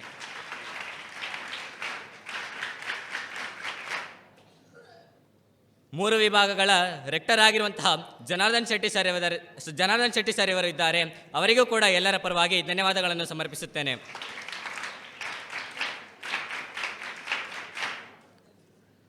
ಕಾರ್ಯಕ್ರಮದ ಯಶಸ್ವಿಗೆ ಕಾರಣರಾದವರನ್ನು ನೆನಪಿಸಿಕೊಳ್ಳುವಂತಹ ಸಮಯ.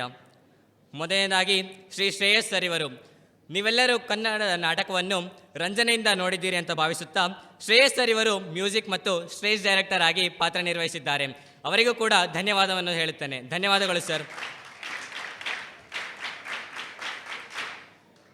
ಇನ್ನು ಇಡೀ ಕಾರ್ಯಕ್ರಮದ ಈವೆಂಟ್ ಡೈರೆಕ್ಟರ್ ಆಗಿರುವಂತಹ ಮೇರುತುಂಗ ಸರ್ ಅವರಿದ್ದಾರೆ. ಅವರಿಗೂ ಕೂಡ ಎಲ್ಲರ ಪರವಾಗಿ ಧನ್ಯವಾದವನ್ನು ಸಮರ್ಪಿಸುತ್ತೇನೆ.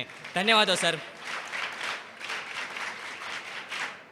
ಹಾಗೆ ಈ ಕಾರ್ಯಕ್ರಮದ ಕೋಆರ್ಡಿನೇಟರ್ಸ್ ಆಗಿರುವಂತಹ ಉದಯನಾಯಕ್ ಸರ್ ಹಾಗೂ ಧನಂಜಯ್ ಸರ್ ಇದ್ದಾರೆ. ಅವರಿಗೂ ಕೂಡ ಎಲ್ಲರ ಪರವಾಗಿ ಧನ್ಯವಾದವನ್ನು ಸಮರ್ಪಿಸುತ್ತೇನೆ. ನೀವೆಲ್ಲರೂ ಸೋಲ್ಜರ್ ಅನ್ನೋ ಒಂದು ಪದ ಕೇಳಿದ್ದೀರಾ? ಅದೇ ಸೋಲ್ಜರ್ ಅನ್ನೋ ನೃತ್ಯವನ್ನು ಕೊರಿಯೋಗ್ರಫಿ ಮಾಡಿರುವಂತಹ ಪವನ್ ಸರ್, ಅವರಿಗೂ ಕೂಡ ಎಲ್ಲರ ಪರವಾಗಿ ಧನ್ಯವಾದವನ್ನು ಹೇಳುತ್ತೇನೆ. ಧನ್ಯವಾದ ಸರ್.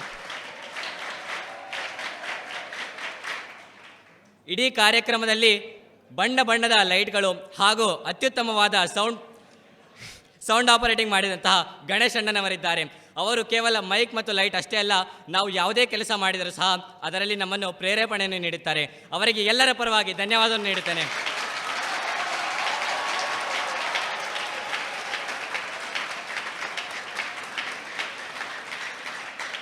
ಮುಂದಕ್ಕೆ ನಾವು ಹಗಲು ರಾತ್ರಿ ಎಲ್ಲೇ ಇದ್ದರೂ ಹಾಸ್ಟೆಲ್ನಲ್ಲೇ ಇರ್ತೀವಿ. ನಮ್ಮನ್ನು ಯಾವಾಗಲೂ ಕಾಯ್ತಾ ಇರುವಂತಹ ಜಗದೀಶ್ ಅಣ್ಣ, ನವೀನ್ ಅಣ್ಣ ಮತ್ತು ಕಾರ್ತಿಕ್ ಸರ್, ಅವರಿಗೂ ಕೂಡ ಧನ್ಯವಾದವನ್ನು ಹೇಳುತ್ತೇನೆ.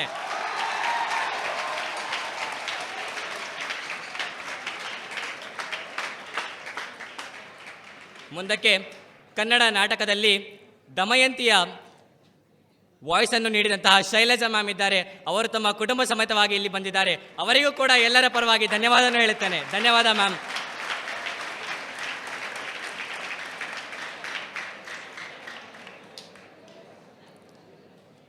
ಯಾವುದೇ ಪಾತ್ರ ಆಗಲಿ ಅದಕ್ಕೆ ಜೀವ ತುಂಬಬೇಕು ಅಂದರೆ ಮೇಕಪ್ ಅನ್ನೋ ಒಂದು ಅಂಗ ಬಹಳ ಮುಖ್ಯವಾಗುತ್ತದೆ. ನಮಗೆ ಮೇಕಪ್ ಮತ್ತು ಡ್ರೆಸ್ಸಿಂಗ್ನಲ್ಲಿ ಸಪೋರ್ಟ್ ಮಾಡಿದಂತಹ ರವಿ ಸಿಂಗೇರಿ, ಶ್ರೇಯಸ್ ಸರ್, ಗಣೇಶಣ್ಣ ವಿದ್ಯಾಕೇಂದ್ರ, ಪ್ರವೀಣ್ ಸರ್ ವಿದ್ಯಾಕೇಂದ್ರ, ಜಗದೀಶ್ ಸರ್ ವಿದ್ಯಾಕೇಂದ್ರ, ಇವರೆಲ್ಲರಿಗೂ ಕೂಡ ಧನ್ಯವಾದವನ್ನು ಹೇಳುತ್ತೇನೆ. ಧನ್ಯವಾದ ಸರ್.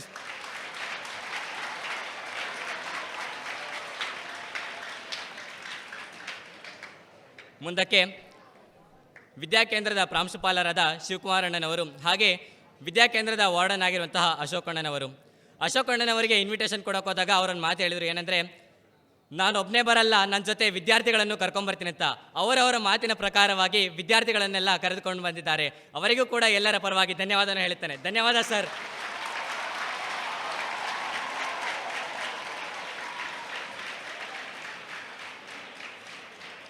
ಮುಂದಕ್ಕೆ ಕಾರ್ಯಕ್ರಮದ ಪ್ರಾರಂಭದಿಂದ ಇಲ್ಲಿವರೆಗೂ ನಮ್ಮ ಜೊತೆ ಇದ್ದಂತಹ ರತ್ನಾಕರಣನವರು, ಅವರಿಗೂ ಕೂಡ ಎಲ್ಲರ ಪರವಾಗಿ ಧನ್ಯವಾದವನ್ನು ಹೇಳುತ್ತೇನೆ. ಧನ್ಯವಾದ ಸರ್.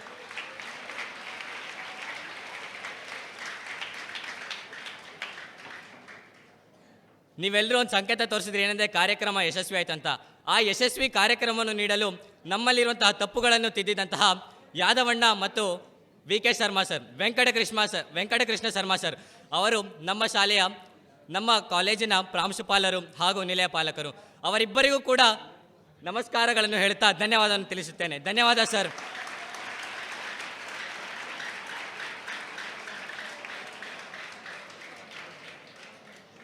ನಮ್ಮ ಜೊತೆ ಇದ್ದಂತಹ ನವೀನು ಕೂಡ ಸರ್, ಅಬಕಾರಿ circle inspector, excise circle inspector Sullia, ಅವರಿಗೂ ಕೂಡ ಧನ್ಯವಾದವನ್ನು ಹೇಳ್ತೇನೆ. ಧನ್ಯವಾದ ಸರ್.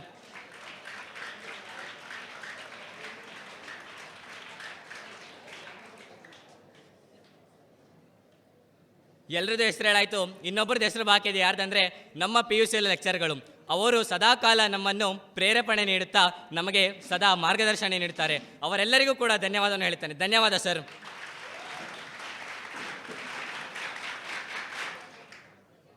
ಯಾವುದೇ ಒಂದು ಕಾರ್ಯಕ್ರಮ ಆಗಲಿ ಮಾಡೋರು ಎಷ್ಟೇ ಚೆನ್ನಾಗಿದ್ರು ಕೇಳೋರು ಅಷ್ಟೇ ಚೆನ್ನಾಗಿರ್ಬೇಕಲ್ಲ.